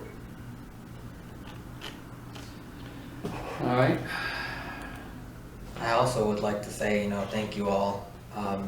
You guys are such a good group, and really good representation of your individual communities and also Marvin at large. And just as a planner, this is a very unique and special project, very needed for the community, because everyone has to drive somewhere to do anything, and there's no real sense of community, but there soon will be, and it's a very unique project. It's very fitting for Marvin, and I did also, I'm not saying this about me. I'm just saying this about you guys and the committee and the community, everyone who pitched in some way or another to make this more and more precise. It's incredible. You all have something very much to be proud of. I'll just say I appreciate the deliberative nature of this board. You guys do not rubber stamp anything, and you really do put the work in, and it is greatly appreciated. Yeah. I never have to worry about you guys not doing your homework before a meeting. With that, guess I'll call this meeting, Need a motion to adjourn motion to adjourn at 9:53. 9:53. Michael, So second, and Melinda, all in favor? Unanimous. Thank you.